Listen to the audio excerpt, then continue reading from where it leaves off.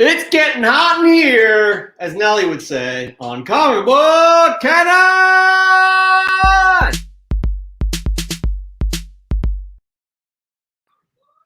Oh, that's right, that's right. I got my iPad going. It's actually playing, and it's got the delay, so it's going to be really confusing. So I threw it under a pillow because it's loud. No, seriously, it's getting hot in here on both coasts. It's kind of rainy. It's kind of crazy on both coasts, and it's just been crazy. Chris was locked out of his Airbnb. We almost didn't make the show, but we got Manny Chamorro Cinema as our guest today. I'm a little flustered. I'm just going to bring Chris in. Let's just do it, guys. Let's just do it. Chris, how are you? It's another Friday Comic Book Canon. Wow. Okay, so literally, guys, 10 minutes ago, I was locked out of my Airbnb here. I had nowhere to go. Thankful that I made it. I want to give a big shout out to Dan. I saw Dan's comic about the Cal Ripken commentary. I want to tell a little story. So I'm a huge baseball fan, and growing up, I was a big Cal Ripken fan, and I actually wrote my sixth grade teacher had this book of like addresses of famous sports stars, and I wrote Cal Ripken a handwritten letter asking, you know, I'm a big fan. You think you can send me your autograph or something like that? Send it in. He sent me back an autographed picture of him. I sent him a thank you card, and then he sent me back a huge stack of like just Cal Ripken memorabilia, pictures, and postcards and stuff. Really awesome story. So that's an amazing comment too from Dan there. So yeah, appreciate you, Dan. Good friend of the channel, Dan. Story. Anyways, as we were saying, Chris, you are not in your usual setting. Let's just explain why. Well, I'm over in, for anybody that knows California, I'm in the foothills, kind of near Yosemite. Not in Yosemite. I wish I was. That place is beautiful. But I just, we're out of town for the weekend. As you guys can see, I got a little painting of the foothills behind us here for this trip, huh? Gold country. That's where I'm at. But I made it. That's what's important. It's 108 degrees outside. I was locked outside for an hour. But I'm here. We're here. We're doing this Comic Book Canon. So it's over. You guys are breaking records on the West Coast. On the East Coast, it was hot as all get out. Last week, and then we had an insane storm. I was driving in it, which was not smart. I didn't realize how bad it was. I was on 87. They shut it down. It took me what normally would take an hour-long trip. It took me over 3 hours to get where I needed to go. I got a little picture here of driving in 2 feet of water at least. I wouldn't recommend it at all, but this is insane. Ooh, you had cars that just got stuck in there. I literally was like, I got to keep pushing through. I've never driven in those elements before. I hoping I wasn't messing up my car, but anyway, so we are here, both of us, safe and sound, ready for a great show with Manny from Chamorro Cinema. We also got some good people in the house as well. We got Planet Arizona, X11 Bravo, good friend of the show, Boudreaux66. We got Louis Logix. We got Fable, Dave Klex. Yeah. We got, who else do we got? A ton of you people. Sith Lordly, who's going to be our guest next week. I said it. Super psyched for that. TM Nerdy, hello. Sicilian Comics. Azor Tiger, we got tons of people in here tonight. Super excited about tonight. Super excited about a lot of things. A lot of MCU content. This whole week was just... Anyways, we're just going to get right into it, guys. But we're going to start off on a somber note, honestly. Somebody who was huge in the comic book community in terms of comic book movies. The guy that kind of opened the door for what comic book movies are today. Richard Donner, that is right. He passed away this week at the age of 91. The man was an absolute legend. As we all know, he directed Superman the movie. He was also the director at the start of Superman 2, but there was some falling out. But it's still an incredible movie, and it has his fingerprints all over it.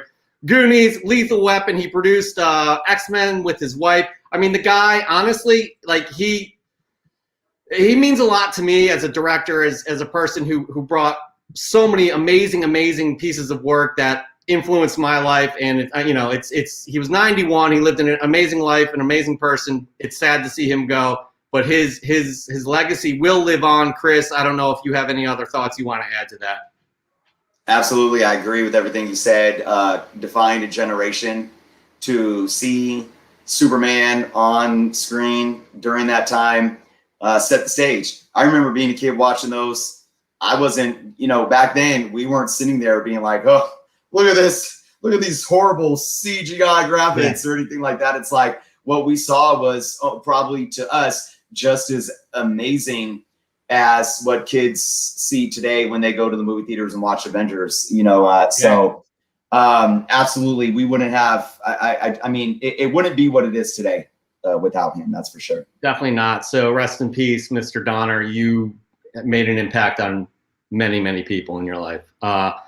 Okay, but moving on, there's no easy segue from here, but it was an exciting week for the MCU. I mean, you had an amazing 5th episode of Loki.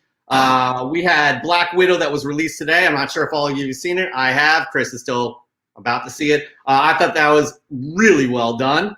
And we also got, Chris, a what if trailer. It's just like, remember a year ago, we were just thirsting for anything comic book related in terms of content. And it is just inundating now in a good way. So I'm super psyched. Why don't we just check out the what if trailer? We'll talk about it on the other side. How about it? Let's do it. Let's do it. Yeah, peace. I love peace. I'd be out of a job with peace.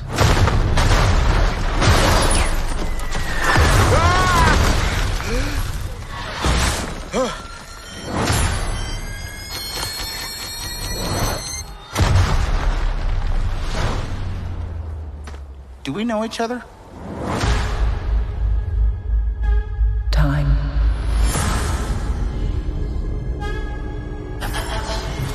Reality.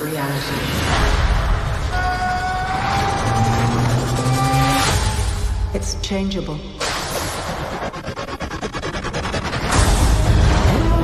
Where you want to be? That's the question, isn't it? Every universe is different. Each one unique. Slow down a little bit. There's a few people in the room that don't understand. Not me, I get it.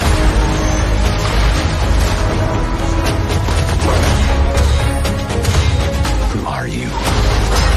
The name's Captain Carter. I am the Watcher. I observe all that transpires here. But I do not, cannot, will not interfere. I guess I have to freestyle then.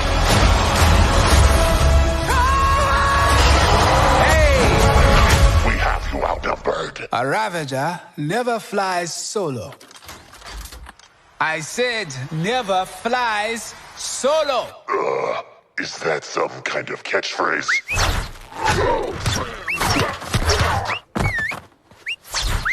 You had me worried for a second. Journey to face the unknown and ponder the question.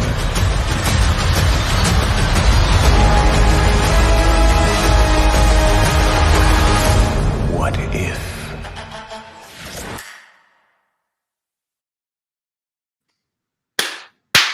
I'm in. I mean, like, I was already in before, but Chris, I'm in, and it's that, wow. Well, yeah. Couple things here. Obviously, and we do this every time we talk about Chadwick, but just seeing that is just, beyond words. To know that he's doing this, we're going to see him one last time as T'Challa. Yep. But outside of that, maybe we're just call us Marvel fanboys, whatever. I want to feel the same way for DC or for anything that I see. I felt this way about Sweet Tooth, actually, watching that trailer. I had that same reaction, but I don't ever feel that I've had this type of reaction to a cartoon trailer. Yeah. Trailer. I think, a lot of us came out of Into the Spider-Verse, feeling like they really, this is how it's done in terms of animated.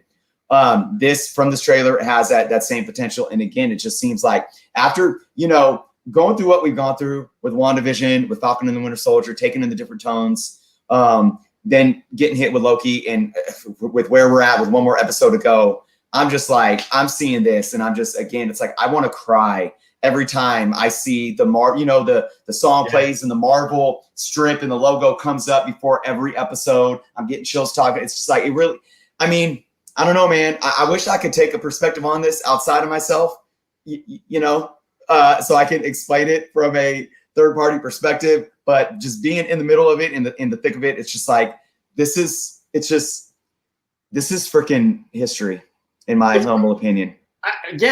What Marvel's done is it's history. It's never been done in cinema before. It's incredible. We talk about this.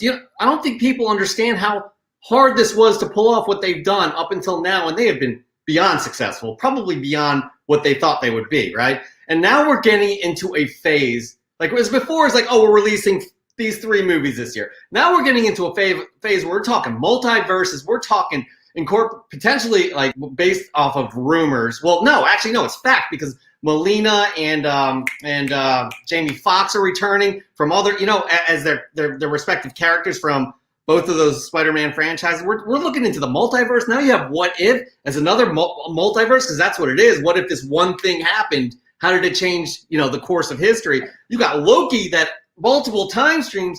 We are in a phase of the MCU that it's like anything can happen. You could speculate before with any sort of kind of a previous knowledge, but now it's like this can go anywhere, and it's really an exciting place to be. If you go anywhere. And we talked, and doing this, that we talked about this, this could be the end that could ruin taking these risks in this route can fall so flat.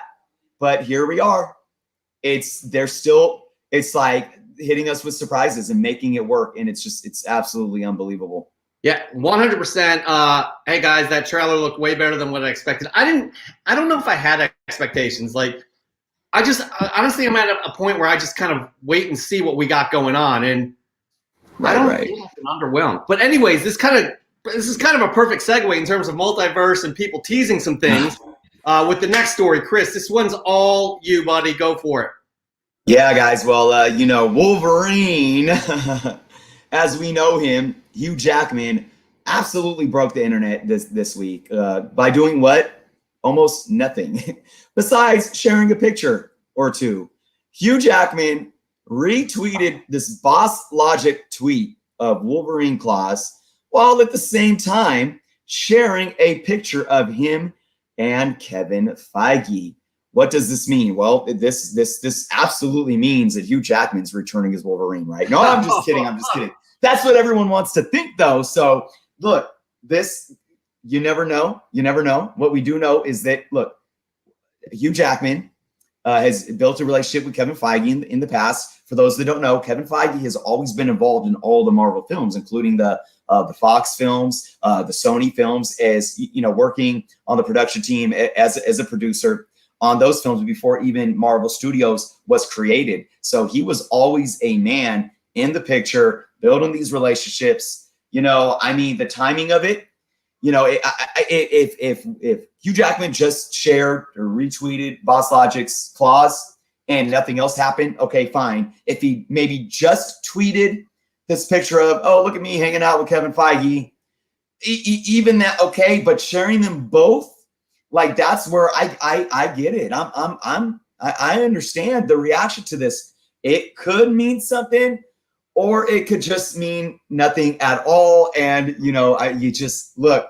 This could be a strategic move, like set up by Jackman and Feige and Marvel Studios just to tease, or because they have something planned, or it could just be Hugh Jackman teasing, or it could just be Hugh Jackman just sharing a couple pictures. I don't know. Going back to what you had just said about expectations, I'm not going to sit here and do anything. I'm not going to speculate on comic books. I'm not going to, go make a YouTube video as Journos Comics and say Wolverine's returning to the MCU, and I'm just going to sit with it and we'll see what happens. Yeah. I will say one thing, though. I still believe that when we get X-Men in the MCU, when we get a Wolverine, it's not going to be Hugh Jackman. But again, going back to what we were just talking about multiverse and where the MCU's at, I could absolutely possibly see Hugh Jackman returning as a Wolverine, as a Logan in a cameo role, or Jeff, and I'm going to remember what we said about Evan Peters. Remember when Evan Peters showed up and you were like, that Kevin Feige, Marvel Studios isn't going to, this has to pay off. It's not just going to be some type of, and I said, no, he's not even Quicksilver. He's not going to be anything. And it's a one and done, and boom. And it was, so it was kind of like a nod to the Fox franchise. So maybe something there. I don't know. I don't know, Jeff. Honestly, man, Dan De La Torre said it best. Just sit back and enjoy it. I honestly don't know what that is. I don't know. I do know that both of them did work with Richard Donner. Feige was that was his mentor. And Donner brought him on to the X-Men. And then obviously Hugh Jackman worked on the X-Men. So maybe there's a tie there, but the Boss Logic thing, I don't know. Again, sit back and enjoy the ride. And as we all know, because we're going to segue into more MCU thoughts and news, Black Widow just came out. So, Chris, this one's your story as well. Why don't we just get right into it? Go for it. Well, Feige, once again, just planting little Easter eggs to get us all excited. But Feige actually went on record this week stating that he will not rule out a Black Widow return. Now, at first I was thinking, somebody else taking up the Black Widow mantle. That could already be the case. No spoilers here because I haven't seen Black Widow yet, so keep it easy in the chat. But then he went on to state specifically when he was asked about Scarlett Johansson returning to the role, he said, quote, maybe there will be more down the road. This is what comics have taught us. And he was speaking to the Hollywood Reporter stating this.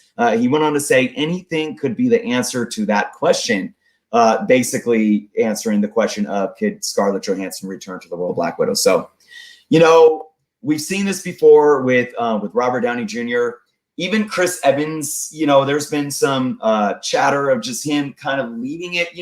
It's almost as if they say, yeah, we're done, but they leave this little air hole open. And I just think it goes to show you that, there's nobody involved probably wants to close a door and put 20 deadbolts on it, without having at least the possibility or an option there, whether it's a couple years down the line, 5 years down the line, or 10 years down the line. We don't know. We don't know. Anything's possible, but Scarlett Johansson did say, I really have had such a fantastic run. She told us to live with Kelly and Ryan. I love working with Marvel. They're like family to me, and I would love to work with them again in any capacity, but I think I'm ready to hang up my batons, meaning Black Widow. I really feel like I've had such an amazing run. I'd like to go out on a high note. That's always the best way to leave the party. I mean, if this is it for her, it's definitely a high note. It's definitely well done. But there could be more to explore, too, because as we know, this is a prequel. So I do want to go back talking about your Evan Peters comment, because I think I do remember this. Eric, a.k.a. Azor's Tiger, that Evan Peters theory ain't over. Doctor Strange, I think he may be in Doctor Strange. So that's a to be continued. We shall see. I do remember hearing that. I got to double check that. But anyways, interesting stuff. Loving all the MCU. This week was huge in the MCU world, and I'm loving all this talk. But actually, we have some indie news. Some adaptations for some indie news. And I guarantee you, at least 95% of you have heard of this title. Something is Killing the Children. It is one of the hottest titles out there. I mean, red hot from Boom Studios. Writer James Tynion the fourth. Batman writer, also does Department of Truth, which we have some fun stuff to talk about with Department of Truth as well. But it was just revealed within the past few hours from the Hollywood Reporter. They had an exclusive, guys. An exclusive means that the studio came, or the writers or producers came to them with this exclusive news to share with their audience, and boy, they did. The Hollywood Reporter has the exclusive that Trevor Macy and Mike Flanagan are co-writing and EPing the pilot. That's right, executive producing. They were behind Hill House, as well as Stephen King's adaptations Dr. Sleep and Gerald's Game. Also EPing will be creators James Tynion IV and artist Werther Deladera. They're both going to be co-EPs, but Boom's president of development, Stephen Christie, CEO Ross Ritchie, and head of TV, Mark Ambrose, will be executive producing it as well.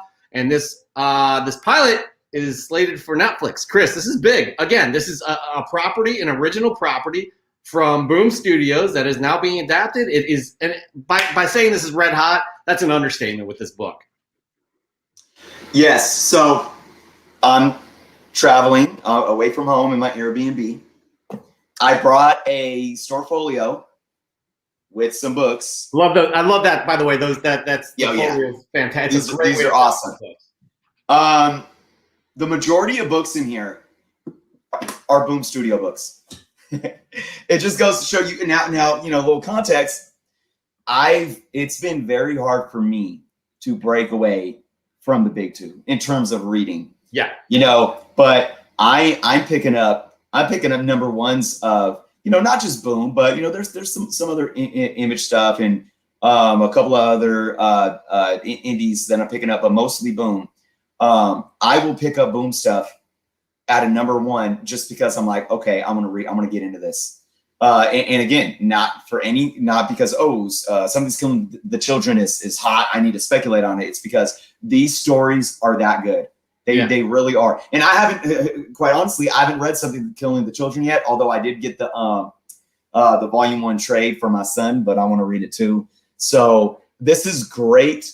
I also have hopes for the ability for more quality content coming onto Netflix. Although if this does happen, we really don't want this to be a situation where it's a one and done. You know, this show has to be greenlit, done well, and we got to get some seasons out of this. You know, yeah. I don't want to see this. I have one season and then leave us on a cliffhanger and then be canceled because of whatever, you know, BS or bureaucracy going on behind closed doors. So I'm rooting like for Jupiter's this. Legacy, basically, which was that really was. It was basically an amped up CW show at times. Right. Yeah. I think they're putting together a smart crew. Also, Department of Truth, a production company, has an option on that as well. We'll see, but I'm liking a lot of these indies. I'm loving Geiger. I'm loving Firepower. Granted, these are image books. Department of Truth is another one I read. You know, I'm definitely, but I see there's a lot, and Sith Lordly puts it well. I'm pulling back a touch on indies because they're coming in with such numbers, and some are doo-doo. I have to agree there too. But again, this is just good to see. This is a hot property within the comics world. Hopefully it becomes that in the TV world. Time will tell. But moving on, running a little late here. Well, let's run into this last story because again, this is a film I am super excited about. And the good news is that the Suicide Squad release has been pushed up by 1 day. Instead of August 6th, it will be August 5th. It will be released on August 5th. James Gunn's birthday as well, too, as he tweets, for those of you who can't wait, Suicide Squad is coming to you a day early in the U.S. See it on the evening of Thursday, August 5th, which also happens to be my birthday. Now, a lot of you may be saying, well, you can buy tickets to these films on Thursdays. The difference here is it will be on HBO Max. As I was talking to actually Chris and Manny, who's in our backstage right now, I had tickets to Black Widow this morning, and I was like, you know what? I'm not there yet. I don't want to mess around with this Delta variant. I'm vaccinated, but I have a daughter who's 5 years old. Don't really understand if it could be passed along to her. Rather be safe. So I watched it in the comfort of my own dwelling.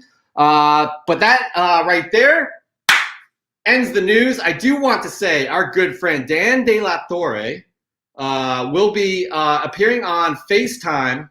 You know FaceTime. Actually, you've done a show with him, haven't you, Chris? He'll be appearing on his show. The link is down below. He will be, the topic will be bridging the gap of time from Silver Age to current books on Monday, the 12th, 7 p.m. Eastern Time, 4 p.m. Pacific Time. Once again, FaceTime's link is below. You should be following him, as well as Chamorro Cinema, who is our guest. But one other thing I do want to bring up here. As you all know, we've been giving away 9.8 slabs. It was last month. It was one a week. And we have a 9.8 of Amazing Spider-Man 55, the second print. Mark Leneker was the winner there, but he wants to give it back. He wants to pay it forward, just like Quentin, a.k.a. Kamikaze, did last week. Mark sent us a question, though, to ask all y'all. So here's the deal. We're going to ask a question, and you're going to need to answer this question below this line that I just typed in here. You're going to have to answer below this line right here. Chris, are you ready? We're going to ask this question, and the winner of this book, the winner will answer this question correctly, and they will get a 9.8 Amazing Spider-Man 55-second print. Chris, are you ready? I'm ready. There's the man himself. Listen up, listen up. Hello, Mark. How are you? Good on you for doing this. All right, here we go, people. Wait, so that was the test line, though, right? You're going to do an official line.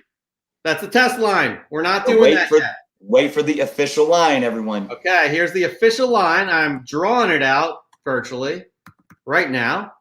The question is, which issue did Stan Lee finish his original writing run? Which issue did Stan Lee finish his original writing run? The line is there.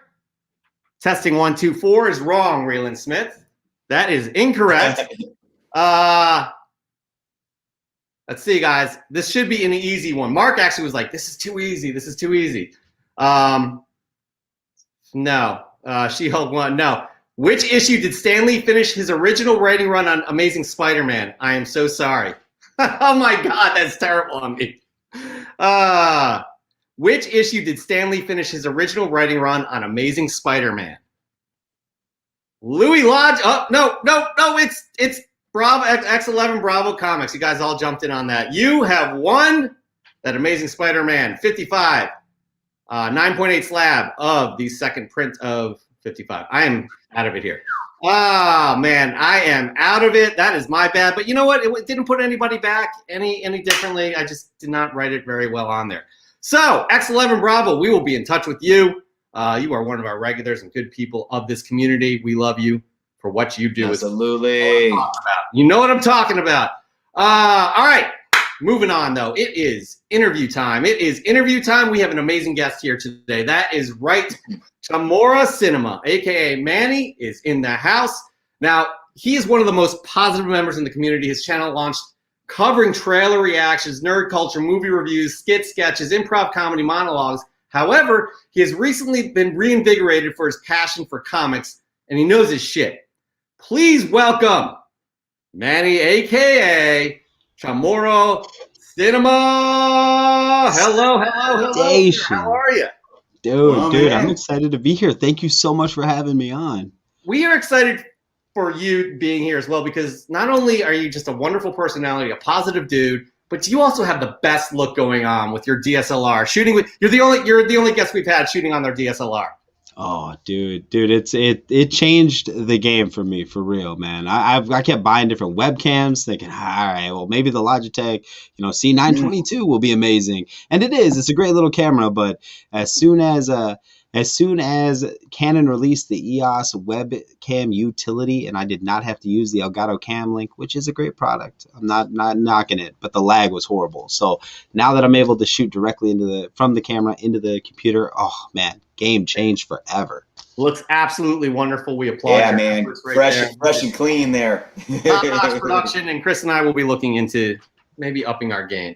But that being said, as we kind of alluded to and talked to you about, just because you are our guest now, you are not officially a guest co-host, because you got to get through an interview here. An interview process, it's like you're applying for a job. So there's a lot riding on this, and wrong answers are wrong answers, and we have no problem kicking you out. We did it a few times to Tom Tormey last week.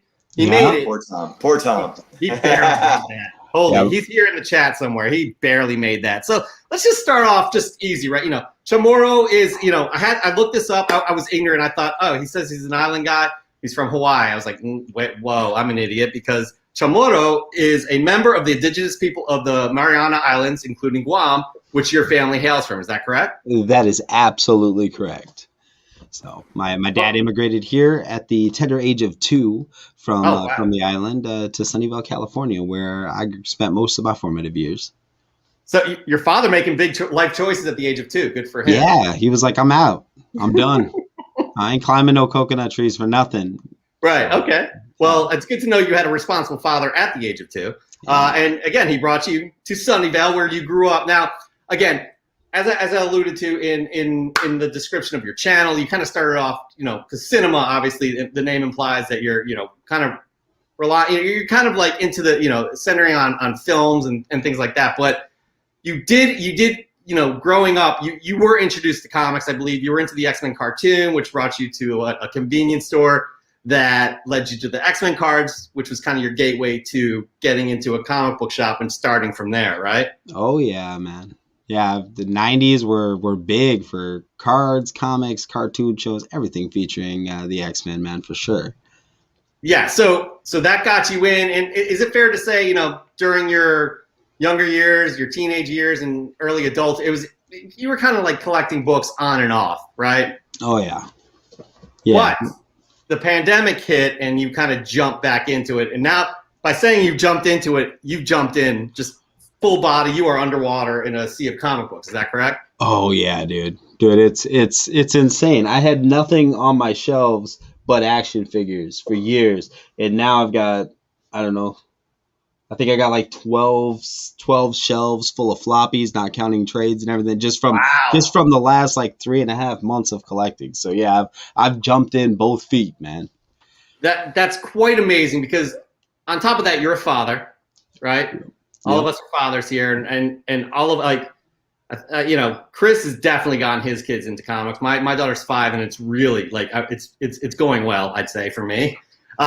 What I find interesting, though, she's a little bit too young right now to do this, but you guys have family reading night with revolving around comic books. Is that correct? Yeah, so usually I can't get my pull on Wednesdays because I have my show Wednesday nights. So Thursday, go to the comic book shop. A lot of times we just go as a family, load up the car, head on over to the LCS, pick up the pull, examine those covers, and then go and trade them for cover. I don't know why I don't just tell my shop what covers to pull for me, but anyway, so I'll go trade out covers, and then we come home and we dig into the books.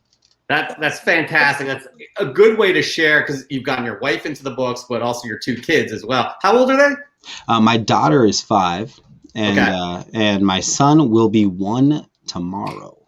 Man, you guys, your family's so advanced for that. I can't believe you have your 1-year-old son already reading comic books. Which is dude, he's spouting off artists, and so he knows more than I do. I showed him a cover. That is absolutely incredible. And now that you're in, being a Northern California person, grew up in Northern California, you're living in Minnesota, right? Yep.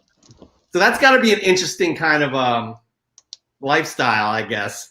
Can you tell us what brought you to Minnesota and how it's going there? Oh, see, so my mom is like the quintessential Minnesota gal, right? Blonde hair, blue eyes, lived and grew up in Minneapolis.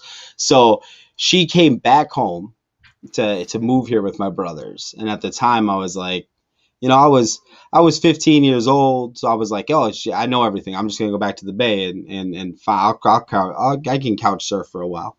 And, but that didn't end up happening. There was some incarceration issues. I was not able to go back home. So I stayed here for the school year thinking I will find some way to get back to California come summertime. And I met the most amazing, gorgeous Minnesota girl you've ever seen in your whole life. And I put down some roots and I stayed. And it wasn't that big of a transition.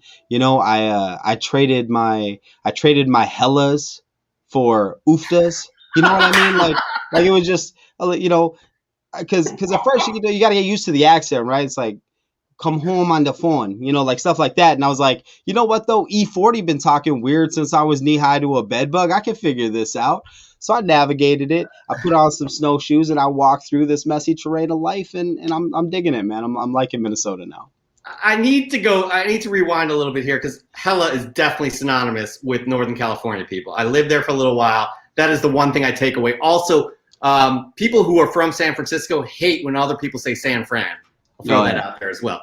It's hilarious to me. Now, what is the equivalent of hella in Northern California? What is because I bursted out in laughter when you said hella. What is the equivalent in Minnesota? Oh, dude, they got oofta. Oofta you get a lot of. You get man alive. Man alive is crazy. And then sweet, which I think is kind of a universal thing, but they say it a lot here too. But yeah, oofta. Oofta. All right, can you please use oofta in a sentence for us? Oh, yeah. Right. Oofta, man. It's hot as balls out here. Oofta. Hi. You know, and So and it's I like, was, oh my. Is it like, oh oh my. my? Oh my, yeah. See, I use hella for everything. Like, if something's good, it's hella good. If something's bad, it's hella Yeah. bunk. You know what I mean? So like oofta is kind of my universal. There's also another one, and now ope. They say ope all the time too. Like ope, you missed that ope. Yep, Yeah. yep. Like that's another one that I'm. Those are those colloquialisms that I'm learning. And it's okay. Like a lot of those words I can kind of get the meaning, but sometimes they trick you. Like they'll be like, hey, you want some lutefisk? And I'm like, all right, well, the fish I've had here has been okay. And then they serve you this jello that's been soaked in lye. And then they try to tell you that it's good for you. I honestly think it's just a way for them to weed out the people the transplants that have moved from other states. Like, here, eat this. And I think it'll kill you. I honestly do. I try to stay away from lutefisk, but that's the way it works. That's the way it works. Okay. I feel like if I ate lutefisk, whatever it is, I'd be like, oofta, nah. Lutefisk. That's ludicrous. Yeah. Yeah, exactly. All right, so I gotta say, Chris, like this interview's going really well. It's because he's too nice. Too damn nice. And the problem here that we have, usually we put you all to the fire, and you're just too damn nice. Also, this has been a mad rush to get this going, so we want to get to know you better. Now, Chris usually weighs a lot of the interview on hip hop knowledge, and I'm not sure because again, Chris literally just got into his Airbnb. And he has had not much time to be able to prepare for the show. Not to saying he's unprepared, but he's not prepared specific. So, Chris, if you're comfortable enough to throw some hip hop questions out there, because I feel like it really got a challenge, Manny. He's just he's skating on by. Yeah. So, okay, look, man. As soon as I found out that he's from the Bay, I had to bring it. So we're going. It's funny you hinted at one of the questions I have here, but I got a little more than just hip hop. Okay, so we're gonna go into some geography, and a few other things as well as music. All right, so I'll see what I can do. You ready, Manny? I'm as ready as I'm gonna be, Chris. Okay. So first off, let's kick it in with some sports. Time A's are giant. By the Yes. way, time out. Y'all better be following Chamorro Cinema on Instagram. His link is below for YouTube. He may not make it past this part of the interview, so please make sure you follow me. He's such a nice guy. He knows his shit, but he may not be qualified to be a comic book canon co-host. Just throwing it out there. Kick me out. I'm gonna be salty as hell on Instagram. I'm gonna be up there like, That's fine. oof, goodness gracious, these guys they kicked me right out of that thing. All right, just throwing it out there. Here we go. All right. Get the swigging. All right. Mm-hmm. Sports. First up, A's or Giants? Ooh, damn. You know what? I've been to more A's games than I've been to Giants games, but I have to say I rocked way more Giants wear when I was a kid. So Giants for the win. I dig it. Have you ever you been to a Candlestick Park? The only time I was at Candlestick Park, and it wasn't intentional. I was at we had the X Games there in like 1999. Oh, yep. And so I was there for the X Games, and I got lost, and I ended up at Candlestick Park. But other than that, because I was like I don't know 11 or something, because it was ninth grade, and I got on the train, and I was all sorts of scared of the truancy officers, right? And I'm like, dude. So I got off on the wrong stop, and when the train ends in San Francisco, it's like I started walking. I ended up like heading towards Chinatown, where like all the Target and stuff is, and I was like, I don't know where to go, so I just jumped on the trolley. And anyway, long story long, I ended up at Candlestick Park. I hear you. It's funny because I was born in Oakland, but I've always really been a Giants fan. Rep the A's though. Ricky Henderson gave me a baseball at a game one day when I was a kid. That was awesome. All right. Sticking with sports, Raiders, although no longer Bay. Raiders or Niners? Oh, dude, I always trucked with the Raiders just because All right, it was nice having him on the show. I just don't understand how somebody could be a Raiders fan like when they've moved 5 times in a lifespan. But all right, we'll bring it back. Dude, like, I'm sorry, I had to. I ain't by hair here. How you can have an allegiance to a team that has been in so many cities in your lifetime. I know it, but dude, there was something always just hardcore about being a Raiders fan, because your team could be garbage, just complete utter. Maybe they didn't even play a season because they're in the middle of moving or something, and you still just bleeding black and silver. Like, it's bad. And it's crazy because you come to Minnesota, and this is a place that like actively roots for the Vikings to lose in like the most backhanded way. Like, yeah, no, they're doing good, but they're gonna screw it all up. They always seem to screw it all up. I've never seen sports fans that are just like they're already ready, man. They are. Have you been to Philly? No. It sounds like Philly without the attitude. I'm a diehard Philly fan. It's called Negadelphia sometimes. Oh man, we won the Super Bowl a few years ago, so that's helped out immensely. But it's kind of the same vibe. Anyways, moving on. All right. Let's go with some landmarks. All right. We know that the Bay's got mad bridges. So Bay Bridge or Golden Gate? Ooh, dude, I don't do touristy stuff. So the Bay Bridge, because that's the bridge. That's the bridge. The Golden Gate is cool if you want to go take pictures and shit and see a bunch of fog. But other than that, I mean, because after that, like I'm a city kid. Like after that is nature, and as much as nature is pretty to look at in pictures, there's bugs. It's hot. It's sticky. I'm not trying to be about that life. So I'd rather transition between the cities and stay on the Bay Bridge, man. I dig it. Jeff, he's getting on my good side. And for the audience that doesn't know, if you don't know, the Bay Bridge connects Oakland and San Francisco. So that's kind of, bridging the two cities together. So I hate to make this about me right now, but holy shit, I hate the Cowboys. And Flash by Night, man. I would. Oh, man. The show's over. Man, you got to go. We're done. End the show, guys. Good night. Good night. Oh, dude. Oh, man. Pull me out. Right, Don't leave me hanging here. All right. We got some food now. Now I don't know. Well, I'll just ask the question because I got my own personal opinion here. In-N-Out or Whataburger? Oh, In-N-Out all day long. Yes. I mean, Whataburger is fine for what it is, but In-N-Out, man. I mean, that's amazing. Animal style. Oh, dude. Hell yeah. I'm about to Jeff boot me out because first off, I never had Whataburger, but I can't stand In-N-Out. I never understood the hype. The only good thing, Whoa, that's the first time I've kicked out my co-host. Holy cow, man! Like seriously, they have the best fries. You get that animal style. You have a fantastic meal. That is a hell of a burger. Should we let him back? I mean, you have more swing now at this point than my co-host, so I've been working on the show with him. It's his show. Conor McKinnon is half hit. I gotta let him back in. Oh, dude. He did say boot me out. Those fries, the fries are cold and stale. Because you have to eat them after you don't wait a couple hours. Oh man, dude. I was at the Sacramento In-N-Out burger. First time I ever took my wife to an In-N-Out. They got a timer right there. Like if their fries don't get out the window at a certain time, they throw them sons of bitches into a bin, and then they got to get you new fries. Like they're very specific. Waste of food. I'm sure somebody Nations. Nations. Bay Area, it's really between In-N-Out and Nations. Y'all got to go. Anytime you come back out here, Nations all the way. Plus, they got the best pies in the world, Nations. You guys are ever out in Northern California. Dude. All right. Minnesota's got a place called Culver's, though. If y'all want a good burger, like, I'm not going to lie, they do it right. I mean, because they don't give a shit about cholesterol. So they got this thing called a butter burger. Oh, my God. Oofta, man, alive, man. They're so good. So good. All right. Props. So, okay, we're gonna kind of get on some Minnesota lingo here. Okay, how Bay are you?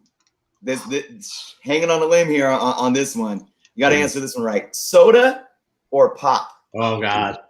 You know what? I promised myself I would never call it pop ever. Like, and then now I find myself like, yeah, I'll have a pop. I'm like, oh, dude, and but like, I don't know. I've when I grew up, I didn't even call it soda much. Like when I grew up, it seemed like everybody just called everything Coke. Like you went to Jack in the Box, you're like, I want a Coke. Like what kind? Yeah.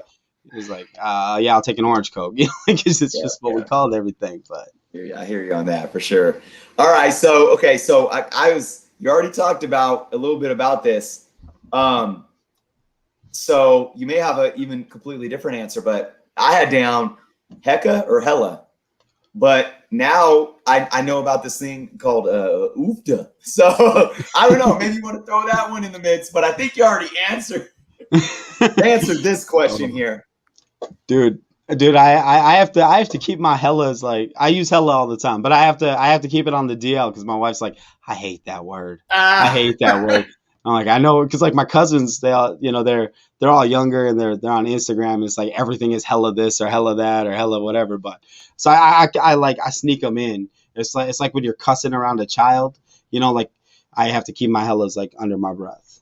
Right. It's crazy because it's such like a normal word for us, and like it boggles my mind that people think it's so alien. But, yeah.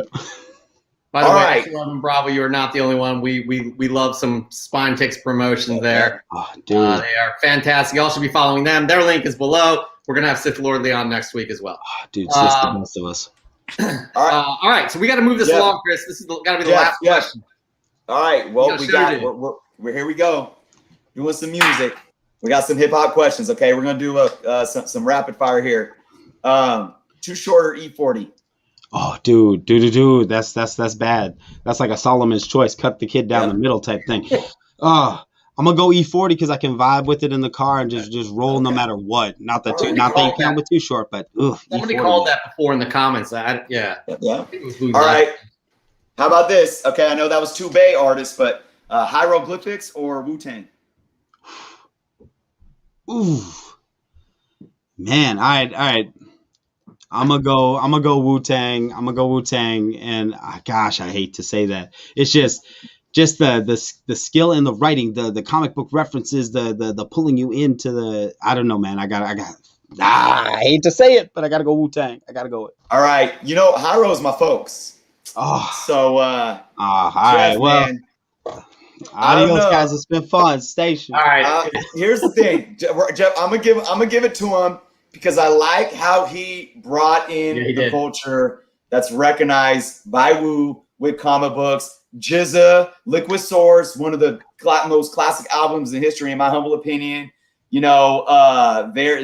whole, the comic book cover had like a comic book. Talk about hip hop comic books too. Boom.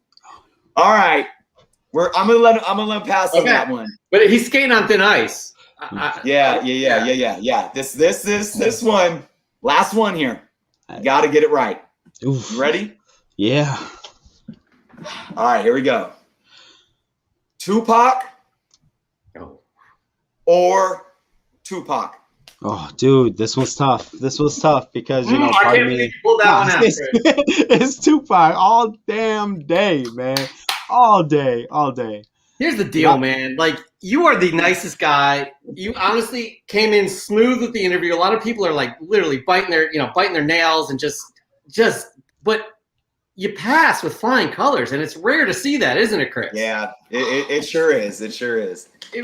So congratulations to you, Manny. You are now a guest co-host of Comic Book Canon. Once again, everybody, please follow Manny at Chamorro Cinema. His link is down below. One more thing before we move on to everybody's favorite segment of our show. Let's talk about your show's on Wednesday. Let's do that. Let's share your screen. Let's go for it. How about it? Let's do it. So my show is on Wednesday, which I've already changed my background for some reason. So one second. Yeah, I don't know what that is, so I'm going to remove that. Yeah. There we go. That looks much better. There we go. That looks even better. Our moment. Yeah. So my show is on Wednesday nights. It's called the Chamorro Show Live with the panel, and basically what we do is I bring in a bunch of different community members to talk about different fandoms each and every week. So the first Wednesday of the month we talk about comic books, literature, manga, all hosts of, we call it What Are You Reading? The second week is what are you watching? So it's video games, it's movies, television, and I've got people from that community in there along with some of our comic book friends. And then the third week is toys and collectibles. Nice. I got people that from those communities coming in. We have a sports memorabilia show planned for August, which is going to be great because that's a world that's foreign to me. So I'm excited to learn a lot more about that. And then the fourth week, we have creators on. So instead of doing a standard creator interview, tell us about your Kickstarter, tell us about your book, what I do is I bring in 4 or 5 different creators and we talk about a specific topic. So this month, Me and my co-host TM Nerdy, we have got Tony Fleece on. We got Trisha Forstner on. We've got Jason Douglas, or not Jason Douglas, I'm sorry, Bradley Golden, and we got Justin Richards, and we're going to be talking creative process, what makes you tick, and then how that translates with your artists from Trisha's perspective. So that's what we're going to be talking about, and it's a good time. I really enjoy it, and it's 10 community members all getting to know each other. I enjoy it. I've been very blessed to be able to do that show. That sounds fantastic. And again, you're one of those people you're kind of like the glue, bringing in the community in closer together. We applaud anything like that. We are all in on watching that. But Dan De La Torre brings up a good point. It just says 7:30. Yeah, it's 7:30 p.m. Central Time. So okay, 8:30 Eastern. Sure. Just want to clarify that. Also, we want to kind of highlight somebody. You brought this up, and this is a good call because he's definitely one of the big members of the community that y'all should know about. Rod. Yep. I always have a problem saying his name, and I shouldn't. Oh, we got Rod Jestorican and his comics, man. Yes. Yeah, Rod Jestorican and his comics. Rod is another one of those glue linchpin community members. He's got a phenomenal Sunday show where he shouts out channels with less than 1,000 subs, invites them on to talk about their channels. He's got Lamer Frame, which always tries to highlight community members. Oh, dude, I love it because I like talking shit. Like great, and that's my favorite part of the show. So I was blessed to be on Tuesday, and I was able to kick Bearded's ass. So I was pretty excited about that one.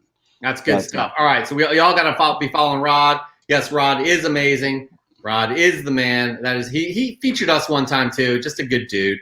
All right, so moving on. Here we go, guys. Here we go. It is time for y'all know what time it's. Chris, this is your gag. What time is it? What segment are we doing? Fresh from the comic shop. Live from the pressing salon. That's right, everybody. This is the segment we do each and every week where we feature your fresh gets.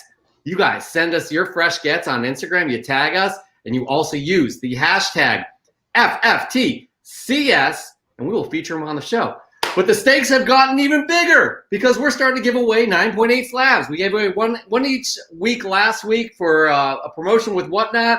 We're still doing promotions with Whatnot, but we're doing one a month round, like March Madness style is basically what it is. So that's for the month of July, March Madness style.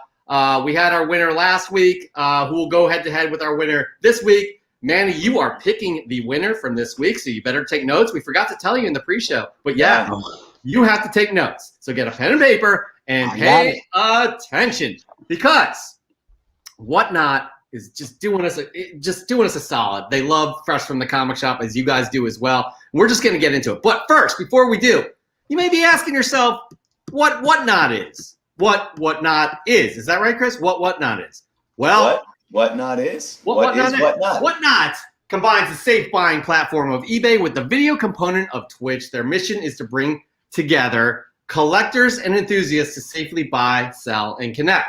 Chris and I, we don't bullshit you. If we don't believe in a product, we wouldn't be pushing this. This interface is amazing.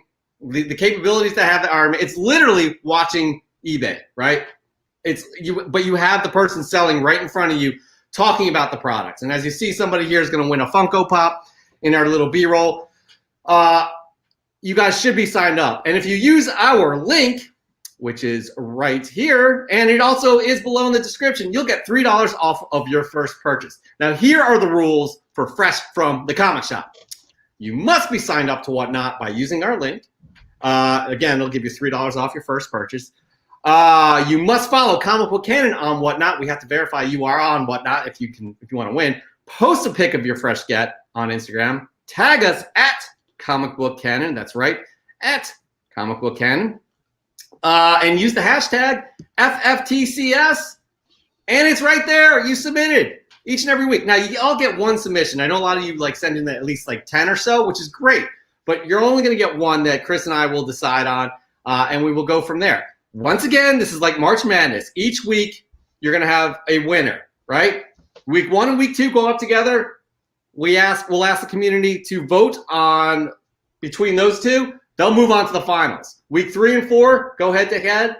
They'll move on to the finals, and we'll have the head to head because you guys can win this month. This is a big one because we just talked about James Coney in the 4th, right? Am I right? Well, guess what? We will be giving away a 9.8 Apartment of Truth #1 SLAB, courtesy of Whatnot. Are you guys just ready to do this? We've been talking too much about this. Everybody's just ready. Oh, Let's good do question, this. Geek Collector. What's your username for Whatnot? At Comic Book Canon. Real quick, Moonlit Comics. Where are you shooting? Where's your location? Where are you broadcasting from? I am actually it's Columbia, California, in the There you go. foothills, about an hour away from beautiful Yosemite. All right. Yes. Fantastic. We will get into that a little bit later. By the way, what we're looking for here, the criteria, Manny, pay attention. We're looking for presentation. We're looking for a unique book. It could be just the cover. It could be just it could be like something that's decades old. But we're also looking for like a unique story as well. Last week we had Into Oblivion. He won because it was unique because it connected him with his son. It was the first appearance of Reverse Flash. So that was special. Those are the things we're looking for. But you know what else is special? This is our first submission right now that I just want to share because this is fantastic news, guys. This is starting off on a good foot, a good note. We got Pete Keel. As y'all know, Boudreaux66, he is a member of this community. He just had his last radiation treatment and went dressed as Superman. Boudreaux66, that is so amazing to hear. We are in your corner. This is fantastic. Thank you so much, Pete Keel, for sharing this with us. And the fact he dressed up as Superman. Honestly, man, you've dealt with something that most people haven't, and you've made it through, and we are just very happy to hear this. I got goosebumps on my arm. All right. Moving on, though, we got Nuke's Comics here. Swamp Thing #4. He picked up this copy of Swamp Thing from Wild West Comics. He hasn't purchased a copy of this title since he was a kid. The streak is over. Congratulations on that, Swamp Thing #4, Nuke's Comics. Then we got JDS Comics and Collectible, a 9.8 Venom #3, the first Null, second print, but had to have it. It's looking pretty good. That is looking pretty. Null will be back, everybody. We all know Null will be back. I love this name here. Fister Roboto 94, Demon 1, and Strange Adventures 205. Getting ready for the Justice League Dark. That's right, J.J. Abrams is involved in a Justice League Dark series with HBO Max. We got Son of Comics. He always put Red Hulk in his submissions here. Bitterroot 14 and Usagi 20. Two books that are freaking cool. You're absolutely loving both of those covers as well. We got Spiderweb. Check out the shadows. Check out the shadows there. Nice. I don't know what book this is. It's Blade, but he doesn't know. We don't know the number. He said it's fresh get from eBay. Can't wait to see a new movie. That's right. We are super psyched for that. That's Heroes Reborn. That's what. Okay, so it's a new book. I'm not picking up those Heroes Reborn, although people are saying it's pretty good. So maybe I should be. We got Comic Con. Berserker #1, the 1 in 200 More Virgin variant. Really like this cover. Very clean and simple. Now, they had thousands of variants for this book, but that is a beautiful looking book, and it's the 1 in 200. Good get right there. We got Comic 16 Books. That's the name, Comic_16 Books. Been looking for this book for a while and found it at a new LCS. I visited today. Love the cover done by Eric Larson and Randy Emerlin. The Amazing Spider-Man 347, The Boneyard Hop, Part 2 of 2. Now, this is like literally 47 issues after Venom was first introduced, but this is a classic cover right there. Eric Larson, solid stuff. Into Oblivion, our winner from last week, has another Flash book, but this is reprinted from the Silver Age, as you can see from the 250-cent price tag on there. We got Brayman. This is a good story right here. Brayman's books finally finished paying off my grill. I'm assuming he means ASM 300. Then grabbed because that's a 9.0. Then grabbed a few extra goodies. Highly suggest that everyone builds a relationship with their LCS. I would have never thought mine would let me do payments. Now I own my first grail. Congratulations on that, Brayman's books. Really happy to hear it. Now, tomorrow, Manny, time for you to share a book, right? No, we're not done. We got like 50 submissions a week. Okay. All right, I was going to say. But it's time that's for a hard choice as it is. It's time for you to share. What are your fresh gets from this week? What do you got? All right. You know what? I'm going to show this one off. So this is a book coming out next week. This is Beyond the Breach by Ed Brisson. This is the Phil Hester variant cover. This book is phenomenal. It is phenomenal, and I love this cover, man. I love the creepy vibe. Cover with the amazing colors. What is the title on that again? Beyond the Breach. Who's the publisher? Aftershock Comics. Oh, it's Aftershock. Okay, yeah, nice. So That's a unique book right there. Again, it's going along what we were talking about with the indies. People bringing in the indies. Good stuff right there. That is a good first start for you. We got next up more from the audience. Decor Collectibles. This week's comic call. Happy 4th of July, everyone. What better way to celebrate Independence Day than to find some Firefly books? Browncoats fighting for the independence versus the Alliance. Yes, I know Firefly. Deep cuts. Believe me, it fits. There's also some Superman. So you got some Action Comics. You got some, I'd say that's some 90s Green Lantern in there. Good stuff all around. I love this name too. Peter Peanuts. Peter Peanuts. Mail call, ASM 678. This is the Mexican variant in Venom number 1. Oh, you know what? That's on another image. That is a beautiful looking book right there. I think that's the ASM 59. No, I don't know what that is. That's the 678. My bad. I'm a little flustered, but that is a nice looking book right there. Good friend Dan De La Torre. Chris, true or false? Dan loves his Defenders. That's not just true. That goes beyond true. I don't know what that is, but yeah, for real. Here's this week's Fresh from the Comic Shop. Defender 6. 7.0 white page. First appearance of Cyrus Black. Little known character, but a personal favorite of mine. Dan always bringing the heat. We got K-Mort's Comics. Picked up some Shang-Chi autographed goodness today. Special Marvel edition. 16 Shang-Chi's first appearance of Midnight Sun, autographed by Jim Starlin. Can you believe at one time this book went for $1.50 signed? Nope. Especially after November when that movie comes out. It's going to be worth more than $1.50. I think it's fair to guess. Now here, Tommy Boy Collections. This is for you. This is for you, Manny. When he saw you were going to be on here, he noticed Chamorro. He had a book, and I was like, okay, do you want just because this isn't a book, it's not going to be eligible for Fresh from the Comic Shop. We want to share it with you. He had a book and also a poster. I was like, it's one or the other. He's like, I'm going to do the poster because I want to do a shout out to Chamorro. So here we go. Today's Fresh from the Comic Shop score. Got this art piece for an investment and to hang in my son's room. 40th anniversary of Marvel Origins, signed by both artists Tom Grinders and Tom Smith, with my first Stan Lee signature. My son showing it off with his little sister. I hope this counts. This one's okay. This is where it calling out to you. This one's good for your guest, Chamorro Cinema, because my son's hat says Heifa Adai in the Chamorro language, which means hello. I would be happy even if it's not in the contest. Dude. That's pretty sweet, huh? That's awesome. Dude, because there's less Chamorros in the world than African gray elephants, man. We're an endangered species. So to see that, that's awesome, dude. Yeah, he was quite excited to share that with you. He was like 100%. Let's go with the poster. I was like, you got it. He also does a great job of presentation where he's got these crazy like collectible like or classic cars. It's incredible what he does normally. I think actually let's bring that up again. That was his behind there? Yeah, that's his wife's car. It's his purple Cadillac or something. It's all hyped. I'm not a car person, but what they got going on there, it's pretty insane. So good stuff, Tommy Boy Collections. Thank you so much for doing what you do and sending in and being a part of this segment all the time. We greatly appreciate it. Chris, we appreciate you. We appreciate you got into your Airbnb. We also appreciate your first fresh get, but explain it. It's not in your hand. Go ahead. All right. I did bring a storefolio of some readers to read while I'm gone, but I wasn't going to bring my fresh gets because, I didn't want them to travel with me, anything of, value and whatnot. So I'm going to talk a little bit here, but we got pictures. So I hope so Jeff, I'm going to act like I'm doing this. We got to time it right.